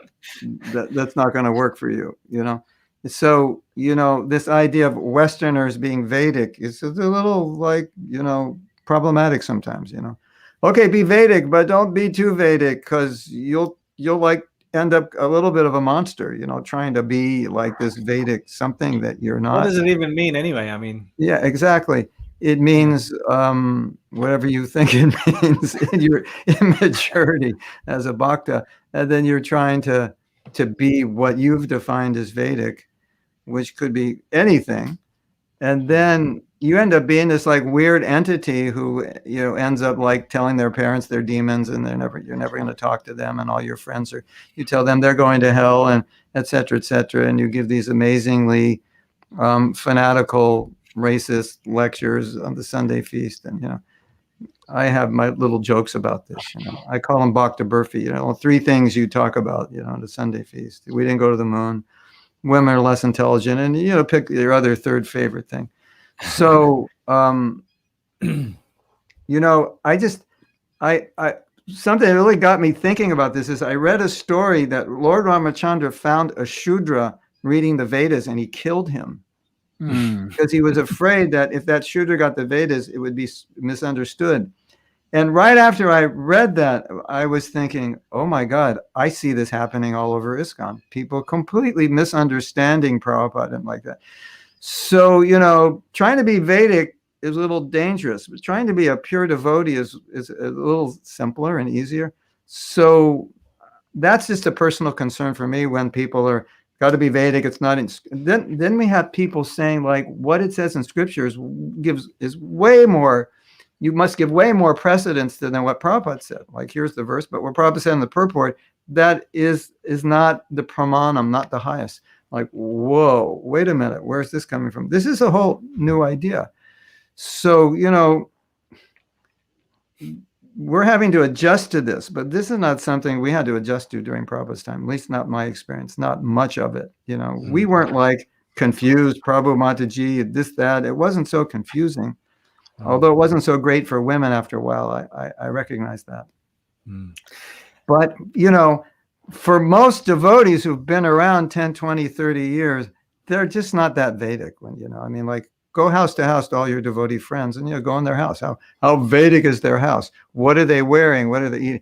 He's wearing a t-shirt and cutoffs and eating pizza, most likely, and a salad, right? And ice cream, yeah. Prabhu, is that a Vedic salad or does it have curd in it? If this doesn't have curd, I can't eat it, So I don't want to undermine Vedic and like that.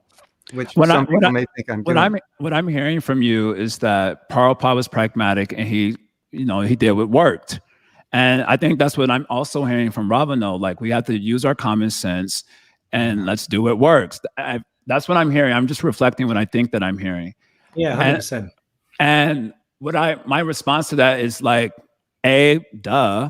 But B, and this is where it gets a little tricky for me in my thinking. Something is working in my frame of reference, in my world of faith. And when I try to import what works for me in my world of faith into another social world, it may just create chaos in another social world in the name of elevating it or doing good for it, et cetera, et cetera. Then it just ends up creating more chaos than it does actually helping the situation. And I think the ex-tennis star in the movie was Shika Ubra, yeah. So she brought this point up, like, okay, if you empower the individual woman, it doesn't really help her because she's got to take that empowered individualism back to her community and she'll be shunned or criticized and ridiculed. So you really have to empower the community. And that sounds like a really big, epic project to like uplift the whole community. I can barely uplift my house, what to speak of a whole community. And so that's where the dub for me gets more blurred. I appreciate the effort to want to elevate a particular social world that's struggling because of lack of whatever. In this case, this basic human regard for women and little girls in this particular instance. But, I got my own stuff over here in America that's really, really heavy. And am I really going to go through the endeavor to try to import these other values and create perhaps a greater chaos in the name of good? And I'm sorry to give this example. It's just the first example that came into my head, but I don't even know if I should say it. But anyway, the example is like America in the name of democracy going into these other countries that did, to instill democracy. And I didn't keep up with, I was in the ashram when these Iraqi wars were going on. So I really knew nothing about it. But when I was seeing the images of like destroyed cities and so on, I'm like, I wonder how they appreciate the, installment of democracy into their countries, where all their houses are blown up and their cities are destroyed and decimated. But that was all in the name of importing what we thought was valuable to in the name of elevating another social world.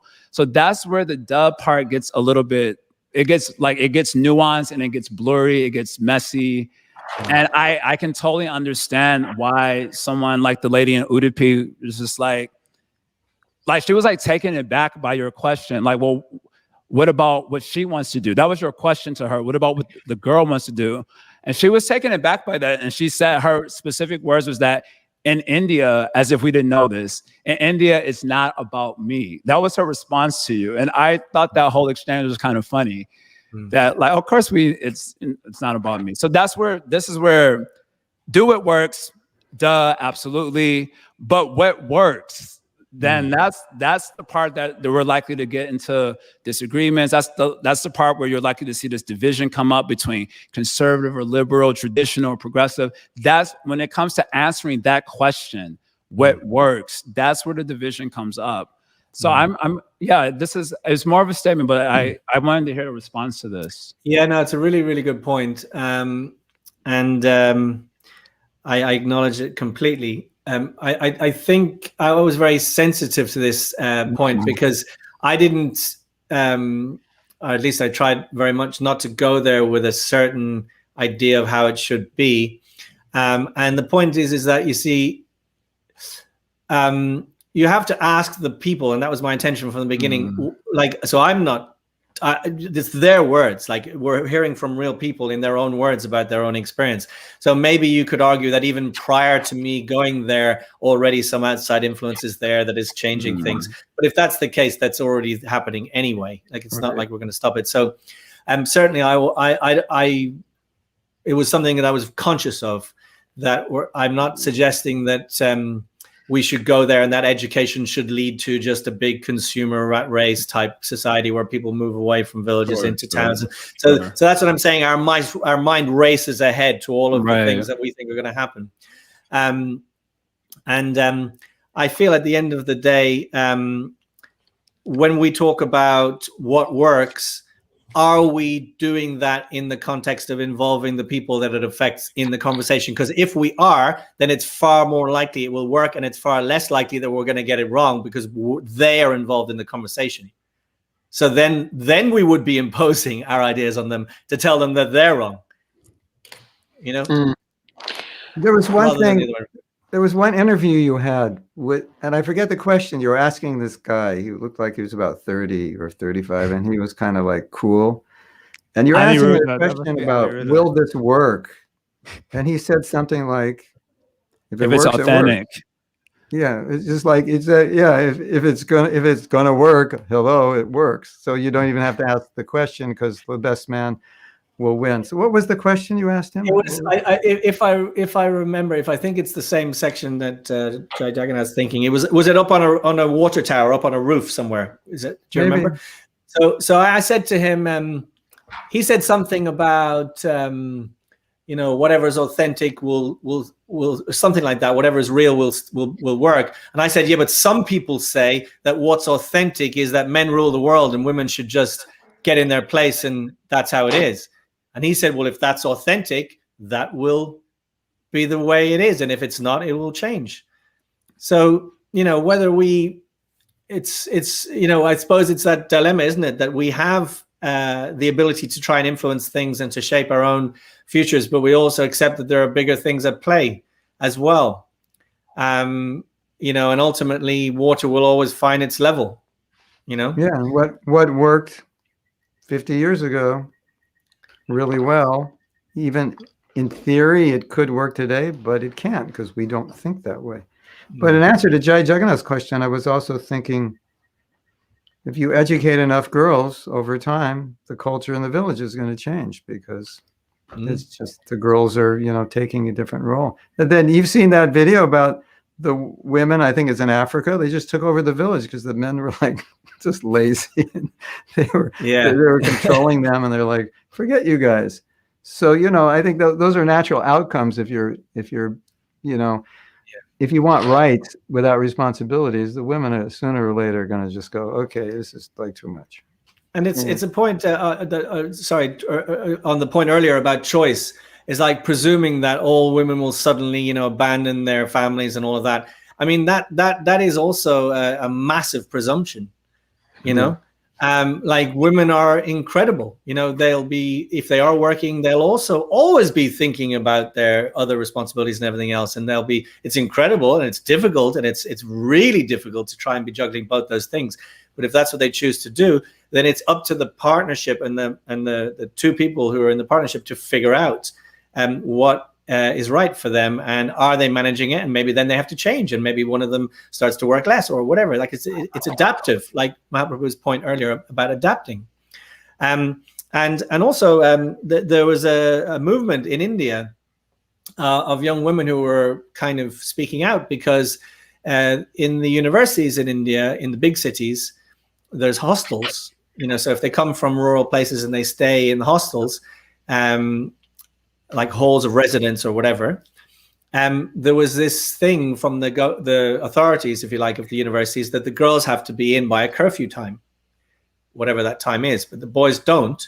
And you could argue, well, that's just protection, right? Safety. But the argument they were making is well, it's not protection, it's control. Because if we don't get back by the curfew time, you lock the gate. So now I'm out in the street on my own. So where's the how is that? You know what I mean? It's basically obey and do what you're told. We're telling you it's about protection, and maybe there's part of that is there, but actually it's the idea that no, as a woman, you do not disobey. You toe the line. You get in the box and do, and then maybe we will respect you. That's the thing. There's conditions upon which we will respect you. And it's a very interesting point that came up many times as well. People say, oh, of course we respect women. We have women Davies. And so this is a very interesting point too. And I think we do this in the West as well. If you're a woman and you're perfect, then we will respect you. And if you're not perfect, then we are fair game for us to rip you to pieces if we want to, because you're not perfect. And so the interesting thing about that was me and my wife were sitting down talking about what lessons how we would try and teach our boys to respect women. And one of the things my wife said, which I thought it blew my mind, was she said, we have to teach them that girls are not perfect. They are flawed and they will make mistakes. And they are deserving of kindness, compassion, and forgiveness. So we have this idea, don't we, let's be honest, in our movement, of what a woman should be. And if she's not like that, what are the words we use? Degraded, low, on and on. We know how we say. So they're just human beings, just like anybody else, but struggling along in the mature world, trying to do their best, right? And that's an interesting thing, isn't it? If you're a woman, if you don't dress right, you don't talk right, you don't sit right, you don't do this right, you don't do that right, then it's fair game to just, pull you apart. Whereas we're so much more forgiving of men. So that's an interesting point. Yeah. I have quite a pressing question. We're approaching 2 hours, and we should round up quite soon, gentlemen. But just something which is coming up for me here. We're living in this current time, especially I think last year with all of its events, really exacerbated this phenomenon that there's a distinction between someone's circle of concern and their circle of influence. Okay, and I'm here listening to this discussion and having the experience that so much of this, of so much of what we're discussing here, is completely out of my circle of influence. Completely. But yet, it's entering very strongly and powerfully now into my circle of concern. And we have about 50 people that are with us right now. And there's something which is drawing them. And I'm kind of wondering, as a sort of a broader question, like, with the internet, suddenly everyone's circle of concern is like the entire world and everything that happens within it. And yet most people's circle of influence is minuscule, And so my question here would be, in terms of everything that we are discussing, in terms of this situation in India that these girls are facing, like, who should actually have an opinion on this? Like, should we all have an opinion on this? Because I feel, to be honest, in this particular Sangha, in this present moment, I feel wholly unqualified to have an opinion.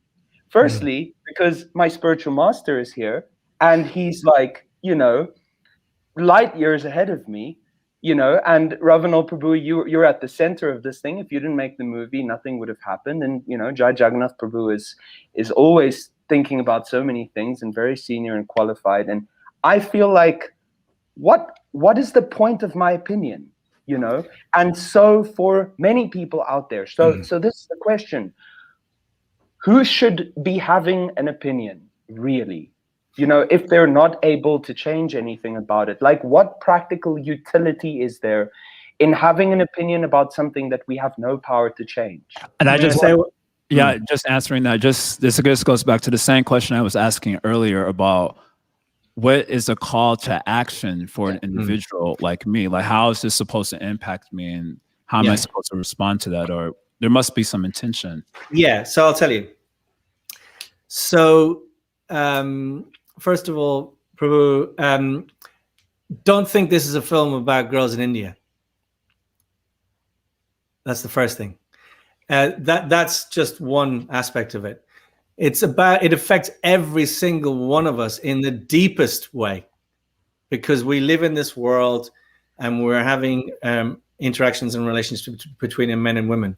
So it's hugely within your sphere of influence, not to solve the issues of those girls in India, but to think and consider how, how this may impact you, the bigger issues in your own dealings with your friends and family, your community, and how you yourself analyze and are aware of your own thinking and your own actions, and also what is happening around you. And perhaps, it may inform possibly how you behave or how you try and support others who are in your own life. So yeah, there's the issue that's over there, but there's a much bigger issue which is permeating all of our lives. And so that's my wish with the film, was twofold. One, that everyone who watched it would not externalize the issues, and in the worst case scenario think, I'm going to be a bit exaggerating here, but oh, look at those poor third world girls struggling in some strange alien culture. To me, that's externalizing it, right? So but internalize it and see how do these issues, how are they relevant in my own life. So that's the micro that I would ask. And obviously, if you're a man, within that, of course, is, you know, you don't have to tell anybody about it. You don't have to talk about it. You know, just think about it. You know, wow. Well, what are my views deep down about women, and where do they come from? And are they good? Are they? Do I feel good about them? Are they nourishing and healthy for me? And are they potentially? How does that impact on the people? And how will that impact my relationships that I have or I'm going to have? And then on a macro scale, I happen to be involved with my work in social investment, social impact. That's my entire world with my work, and so I want to influence the people who are spending billions of pounds on educating girls, for example, to involve within that a component that works with boys and men, to just plain and simple, just become more gender equitable, just to be more supportive of the women in their communities, to progress. And like I said earlier, you know, at the top of the cake is this, you know, wonderful opportunity for spiritual realization and all of these things. There are other layers within that cake that, you know, some of this work can help. That last little bit that you just said about how you're involved with these like social institutions to help, that gives me a lot more context about the sort of story that you shared with us with Road to Vrindavan. And yeah, because like now I was having a conversation with you with, you know, you're a devotee, I'm a devotee. We have very shared social experience within that devotee frame of reference. But now you have this whole other element that you just revealed to me that helps me to give a greater understanding of where you're coming from. And I think that was the heart of what I'm saying gets messy in my head, that I don't really have the full context of the social world that people inhabit. And so I don't actually rush to conclusions. I actually am very apprehensive about everything. So I end up not doing anything and getting criticized for it. So I'm just like, I don't know. I'm gonna just wait because it seems really complicated, and I don't want to rush anything this way or that way. But I would say, I mean, not that you've asked me, so forgive me, but don't be afraid to make a mistake. I'm not afraid to make a mistake, you know, but whatever the mistakes I've made in the past have got me blasted. So. Okay. Can I say something in addressing Chronavatar that I think it's just taking off where Ravi ended and expanding it, because I would have said exactly the same thing. When you're educated about an issue you didn't know about, it definitely affects you, and it affects decisions you're going to make in your awareness. So it could never not help you. And as you grow in life, you'll realize that you made a decision because, 10 years from now, because you saw this film and it brought awareness. And I want to give a very graphic example of this.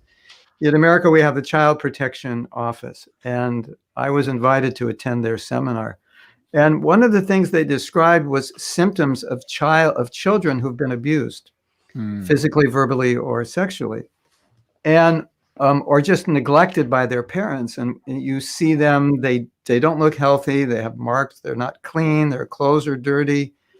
And you understand there's something wrong with their parents.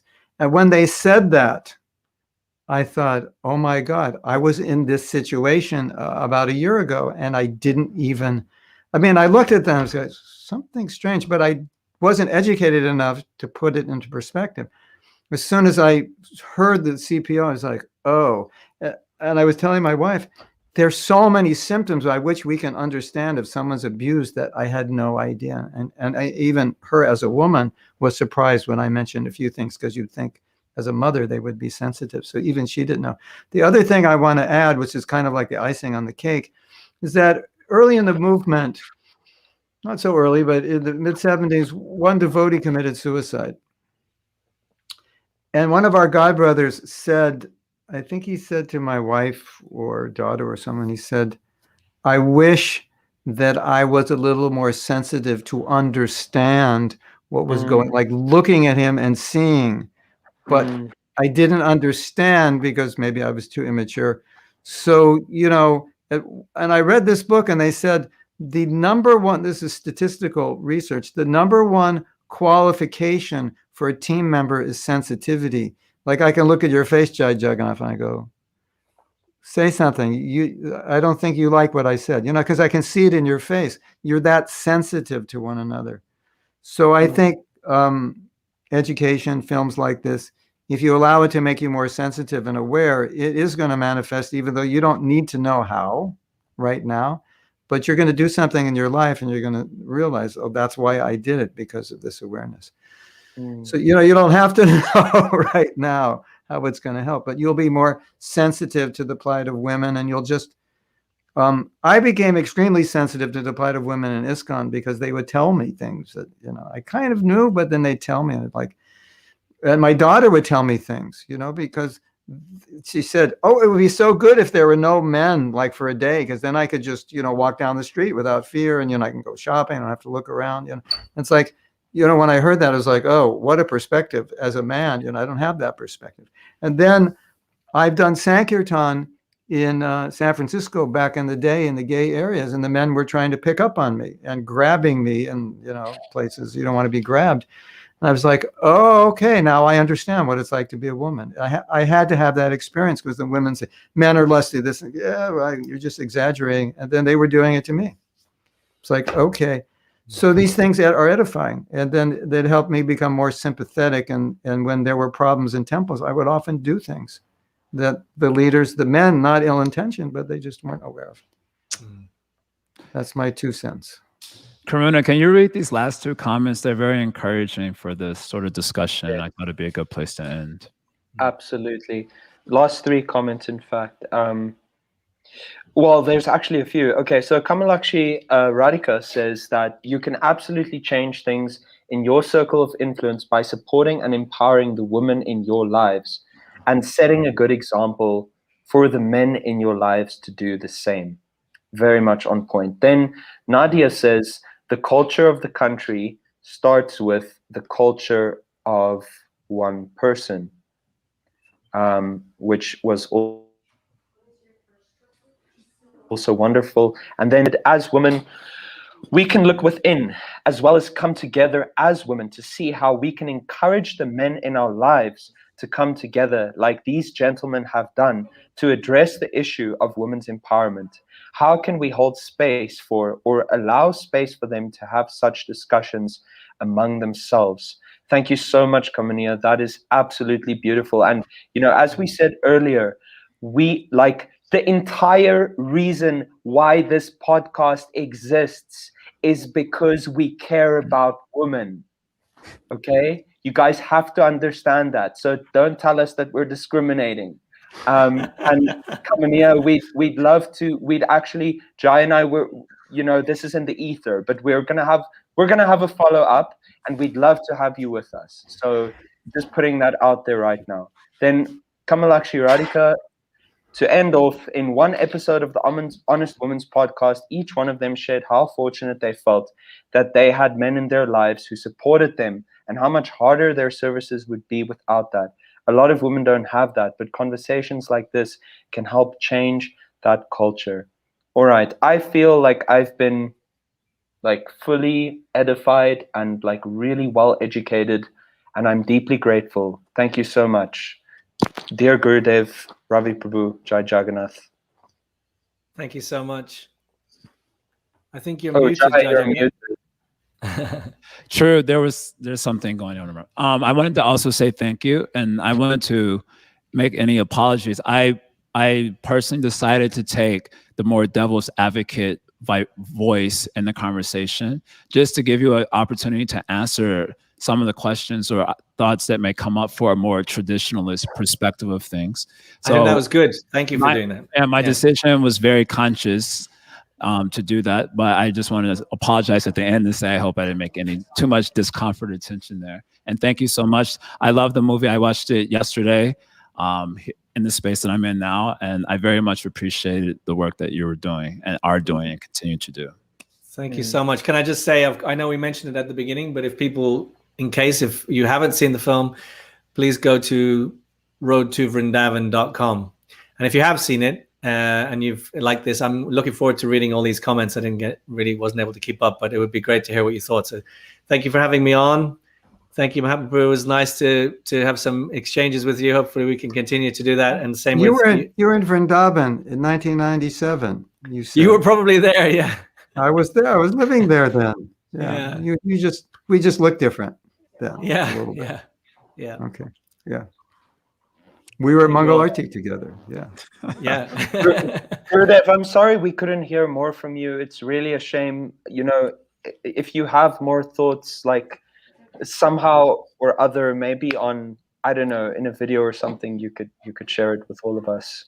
Yeah, I can think about it. Yeah. Yeah. I think you've hit it. I think you hit it on the head by saying that you're doing this podcast to help the women, because otherwise the men will always blame the women, because that's what ego does. And I was going to say also, like when you're asking how can I be affected by this, we all know as members of the movement, we've heard things about women that we didn't hear before we joined that did affect us, and we were trying to imbibe that as truth. It's like you were saying, you just imbibe everything because it's true, and there's no like place in your brain for it because you didn't hear that before, and it kind of floats around, and you don't always know how to manifest it, and sometimes you manifest it in unhealthy ways. One time we were having a problem. I'm trying to find this devotee to apologize to her. I was in 82. We had this huge problem, and she was telling me what to do. And I told her to her face, I have made a vow that I will never take advice from a woman. So, that's ISKCON 1982. And people who know me know that's like, I'm not like that. But it just shows what hearing all those classes and so forth have done. And you could imagine how successful my marriage was in that time, that year, since I don't listen to anything a woman tells me. That marriage didn't work out so well. So I think that those are realities that we are contending with in the Hare Krishna movement and all religious movements, that this podcast and others are trying to neutralize, because it's subtle. A lot of men don't even realize it. And it comes out in classes, and the class givers don't realize it. And I'm looking at it going, you can't say that. And everyone's so used to hearing it, nobody even notices it. And that's sad. So I think this podcast is helping that, and will continue to help that. Thank you for that blessing, Mahatma Prabhu. Well noted. Well noted. Go boy. Go boy. You be the man. Jai Prabhu. Hare Krishna. Bye-bye. All right. Please just stay on. We're just going to end the broadcast. Okay. Thanks, family. Thank you. Thank you, everyone.